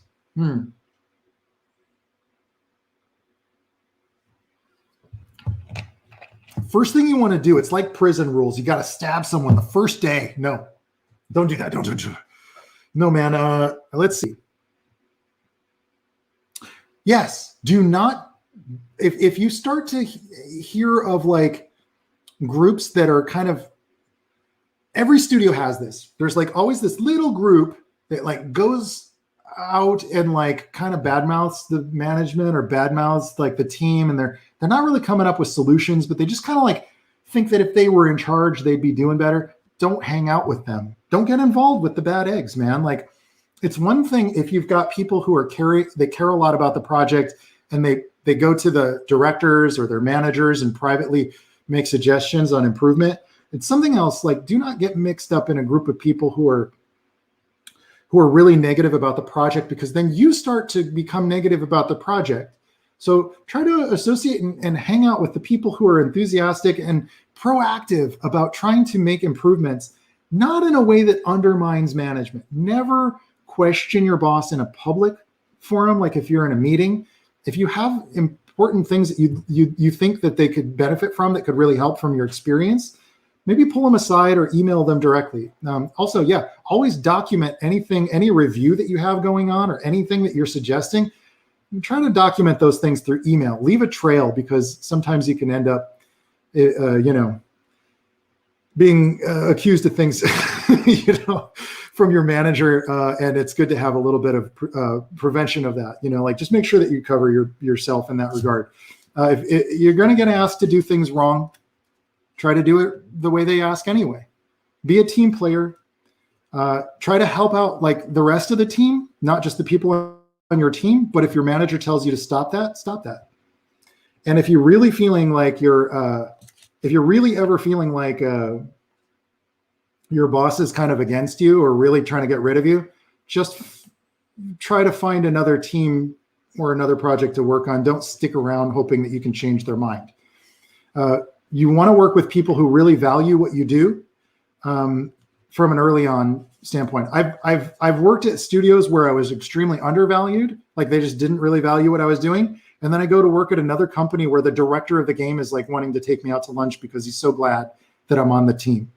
And at those times, I just kind of think back and go, oh, I wish I would have just gone. I wish I would have just left years ago. I wish I would have gone there where I'm going to be appreciated, And now that's not to say that I just need people to butter me up all the time, but you can't change people's mind about you. So try to stick around with people who are really working hard towards making the game great, not getting involved, in messy politics, and don't date coworkers. Don't do that. Keep your personal life separate. So that's just my key things. And if it seems like things are going really well and you really like the neighborhood and it seems like there's a long-term chance there, buy a house as soon as possible. Build some roots, because I made the mistake of renting in a very expensive town for like 5 years. And it's like, man, during those 5 years, I could have been lowering my cost of living so much. And then, especially if you really like the town. But if it's like Seattle or something, don't even go there. Sorry. I watched a video about a lot of the problems in Seattle, and I'm like, how do they? I don't know. I don't want to speak ill of Seattle. I know there's some nice stuff going on there too, but maybe outside of the city. Anyway, I don't want to go on about that. Okay, we got a super chat here from Thomas. It's $5. He just says, "You the best." No, man, you the best. Thank you. I'm still getting used to the whole super chat thing, but I'm super grateful for everybody who's contributed. I do appreciate it. I wanted to do this. Initially, when I was going to do this live stream, I thought I'd just do like an hour. just to kind of touch base, see how you guys are doing. But I mean, I always feel like as soon as I, look up and it says it's like, as soon as I look up, it's like 2 hours, and I'm like, hey, this is going pretty well. So, so let's talk about what you guys got going on in the chat here. Nishio says, loving that Yoji art in the back. Yeah, dude, like something about the messiness and the implied detail in Yoji Shinkawa's artwork. It's just awesome. And it's ironic because it's the polar opposite of like some of the other artists that I really like Terada, insane detail. Have you guys seen this one? Oh, it's too much reflection. This is the art of Death Stranding. Oh, look at that. Oh, man. I want to do like a gritty military book. If Creed doesn't work out, I'm going to try to do something else. And I don't think it'll be about an emo teenager. I would like to do more Twilight Monk comics too. But yeah, Yoji Shinkawa, man. Like, I don't really see him. It's so strange to say this because, like, I did a video about this, about concept art versus illustration. And, like, when I look at this, it's like anybody that turned that in probably wouldn't, like, they wouldn't make that design. They would need another artist. And I think he has another artist who does, like, breakdowns. Is it Chihiro?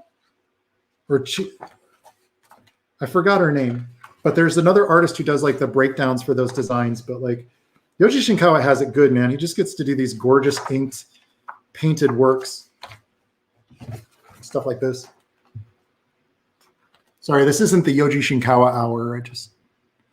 These are the books that I have on my shelf that I just, inspire me all the time. And of course, I got like the big fatty, like 2,000 page Art of Metal Gear collection as well. But that's like, I kind of got that in storage right now because I can only have like, I try to keep just like maybe like 4 or 5 art books out at a time because I don't want to just be overwhelmed. It feels like I get anxiety. Yeah, his artwork is just so expressive, right?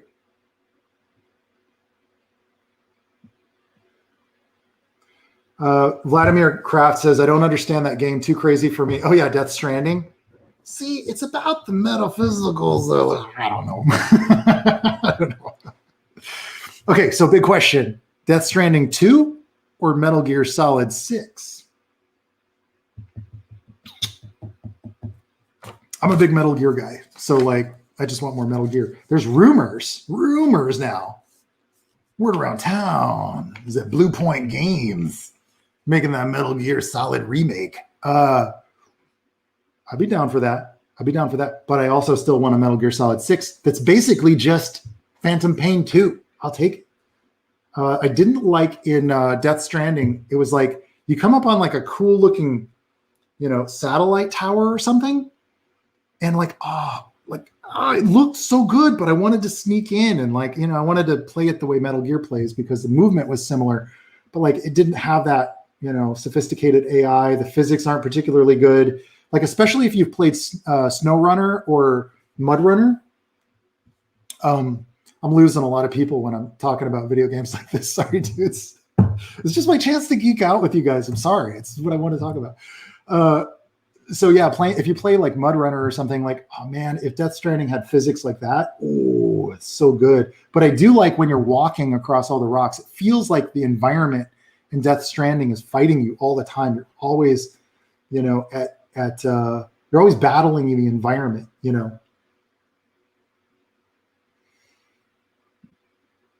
Yeah, the creature designs in that book are awesome, super inspirational. Yeah, all the artwork in that book is great. This one's great too. I do have this one out.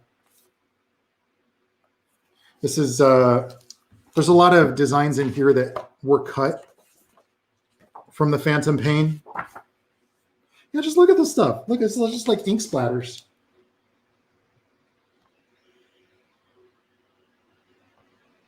The truth is, I'm just jealous of Yoji Shinkawa. I'm just jealous. They make his stuff. It's like he does these awesome ink splatter doodles, and then somebody else figures out how it works. That's the dream right there, man. Somebody else figures out how it works. Wow. Oh yeah, talk about cut content. Remember Chico? Chico, okay, so here's the thing though. Chico needed to die. Screw that guy. The stereo in his chest. What is that? What is that? Anyway, so yeah, I don't want to get caught up talking about Metal Gear. I'll be on here for another 3 hours. But maybe we should just do a playthrough. We should just do a playthrough of Phantom Pain. I'll start over from scratch. What are some of your favorite Kung Fu movies that inspired your work? When I was doing Twilight Monk, back into like 2002 was when I originally created Twilight Monk, just in like my sketchbooks. And I was drawing a lot of scenes from, what was it called? Oh no, I need more caffeine. Iron Monkey. And Kung Fu Hustle. I love Stephen Chow. Oh man, Stephen Chow, when he did his Journey to the West movies, super inspiring. It's comedy. It's like fighting these like, ancient, Chinese demons and things like spirits and whatnot. Oh yeah. So good. So cool. So like, that's the kind of world that I wanted to create. That was probably the biggest influence on me, but his Journey to the West, he did some back in like the 70s and 80s, not good. But the ones that he did in like early 2000s, he did 1 and 2.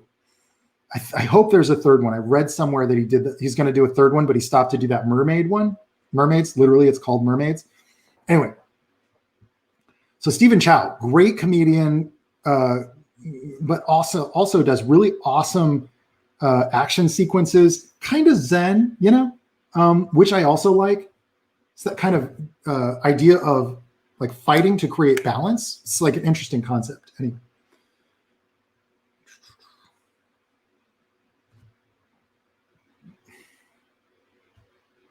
Was there co-op in Phantom Pain? No. I wish that there was, but no.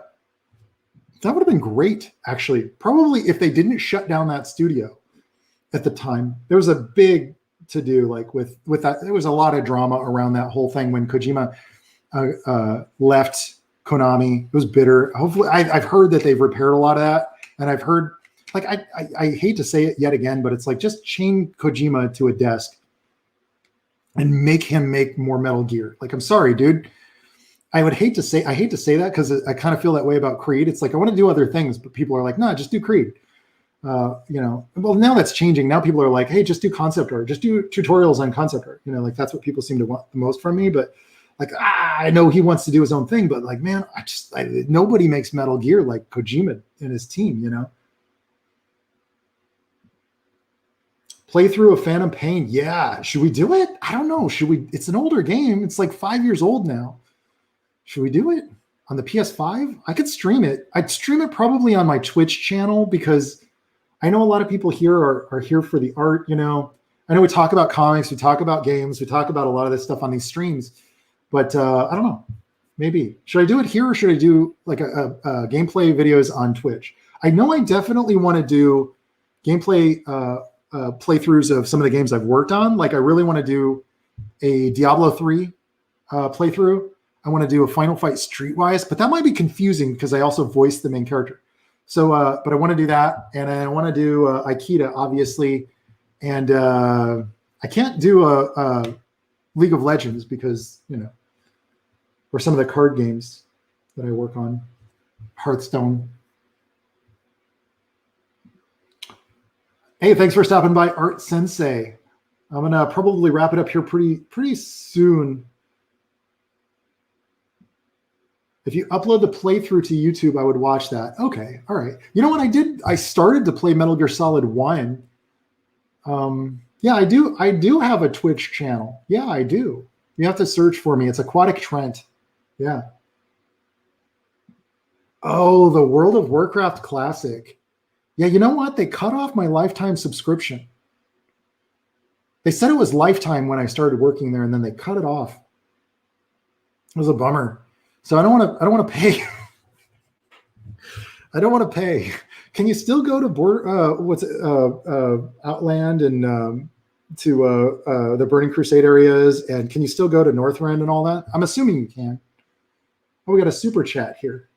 Sleepy Monster Studio says, hey, I want to say thank you for the words of inspiration to start taking my art seriously when I was in a dark place.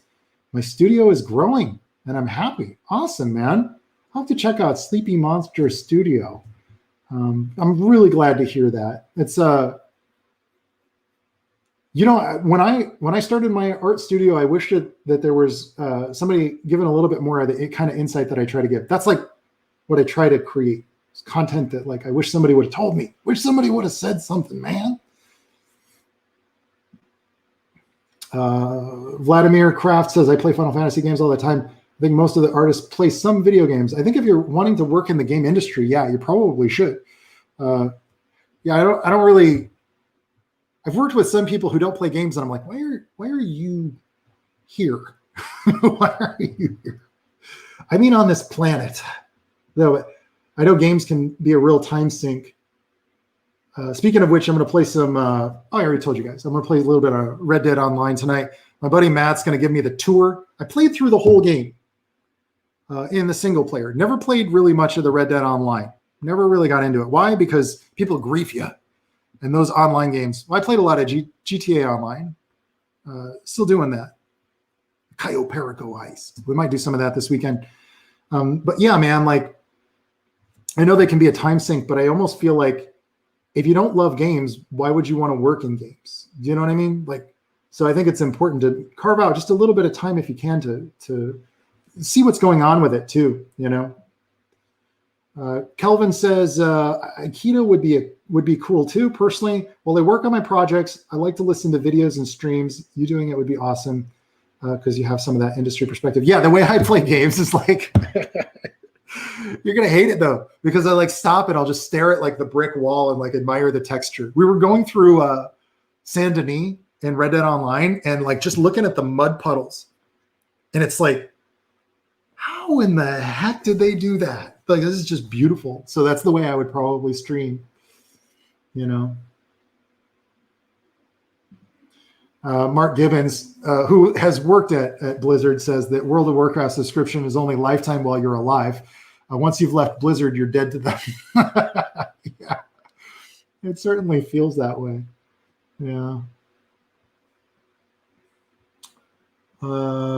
Here's a question. Sketch Therapy says, you can make all of your books and games into comics, right? It's almost a storyboard for animation if you want someday. That is part of the appeal of doing comics is that, yeah, they could just translate it directly onto screen if you really put a lot of care into your storyboards and you really tell a compelling story. Yeah, I think so too. And that's why I want to keep doing comics, you know? But I might end up just kind of doing it the way that I don't want to say the way Ethan's doing it, but like doing 148-page book a year and then running a game studio. Yeah, if I've got my team helping me out, and as we've seen, like looking at these colors from Jenny, you know, like if I've got somebody like Jenny helping me with colors, like, I mean, yeah, I could probably do those 48-page books, like, you know, throughout the year, and that'd be really cool. Yeah, I'm hoping. Let's do it, man. Why not? I could do that. Corbin Reason says, stream Jack and Daxter, Jack 2 and Jack 3. I would love that. I'd love to stream the Daxter PSP game. I think that would be a lot of fun. But you know, I want to keep doing these too. Like this whole thing with streaming is a bit of an experiment, you know. And I don't even really know what they're all going to be. So, you know, if you're watching this and you have some thoughts, like, you know, please drop that in the comments, you know, underneath the video. I will leave it up because what I want to know is about the format. So when I started this, I wrote out all these notes, you know, and it was like, you know, I want to cover, you know, this particular topic as you saw, like, you know, I talked about crunch a little bit. You know, I wanted to like kind of pick a topic or a news article or something and then cover that. And then we can talk about other things, you know, later on. And then I wanted to showcase recent pieces that I've been working on throughout the week, and also just open it up for conversation with you guys so that you can ask me questions. I know we're going to get a lot of repeat questions, but I also feel like it's important for new subscribers, new followers. Of course, I think I should probably, it's coming up on 2.5 hours here. So, I think I gotta get some dinner here, but I think it's a good chunk of time. And also I think it's great to get to know you guys a little bit better. I do hope that I'll see you around at the Aquatic Moon Discord. I want to encourage you to go and check that out. The link is below the video. Do I have a PO box? I do. I do have a PO box. How about I put that in the description below the video as well? If you want to send me something, I don't know what you would send me. Just nothing that would get me or you in any kind of trouble. But maybe I can open that up on the live stream. And also, maybe I could also start to do some videos where I'm just drawing. I know that some people just like to I know there's been a few people who commented just that they like to hear me chat while they're drawing, but I certainly cannot draw. Sorry, my voice cracked for a second there. I certainly cannot draw while I'm streaming, while I'm paying attention to chat, and while I'm trying to, I already feel like I missed a ton of comments, here, but the And Bomb says, was a pleasure and a pleasant surprise to see the stream for once, already on the Discord and bouncing ideas with some other people there. Yeah, there's a lot of people just sharing ideas and giving feedback over on the Discord. So I do want to pump that one more time. Go and check out the Aquatic Moon Discord channel. It's it's free. Just help out another artist while you're there and keep the vibes good, man. I noticed some other channels don't have as joyous and lovely people such as yourselves, and so I'm really grateful for all of you. I would say, YouTube's really been a game changer for me. It's been incredible. I don't want to get all emotional, but I am coming up on 250,000 subscribers. That'll probably be this week at the current pace. That's a huge milestone. The fact that, probably the only comic book I ever made that sold that many copies was Ghost Rider. This is probably the biggest thing, that I've done. And I've been working at my YouTube channel for really diligently, I'd say, for the last 5 years. People always ask me, what's the key to the success of a YouTube channel? And honestly, I can't answer. I guess, just trying. For me, I found it was an adventure to try to find, the best way to help other people. And certainly you guys have helped me back. And so that is a beautiful thing about the balance of the universe. Maybe it's karma, but whatever the case, I'm so grateful to have reached so many people. And for those of you who share my videos, and for those of you who do my homework and then post your homework on my Twitter channel, I'm really grateful for that. It's a testimony. Other people see that and go, oh my God, I could do that too. Yeah. It's it takes a lot of determination and hard work, but I thoroughly believe anybody can become a great artist. And I think, the more you learn, the more you can help other people. Anyway, before we get all, too mushy about it, I just want to let you guys know I really appreciate you. I'm going to wrap it up right there. It's 2 hours. If I keep going, I'm going to start rambling about nonsensical stuff. So, but maybe I'll do a stream some video games or something soonish.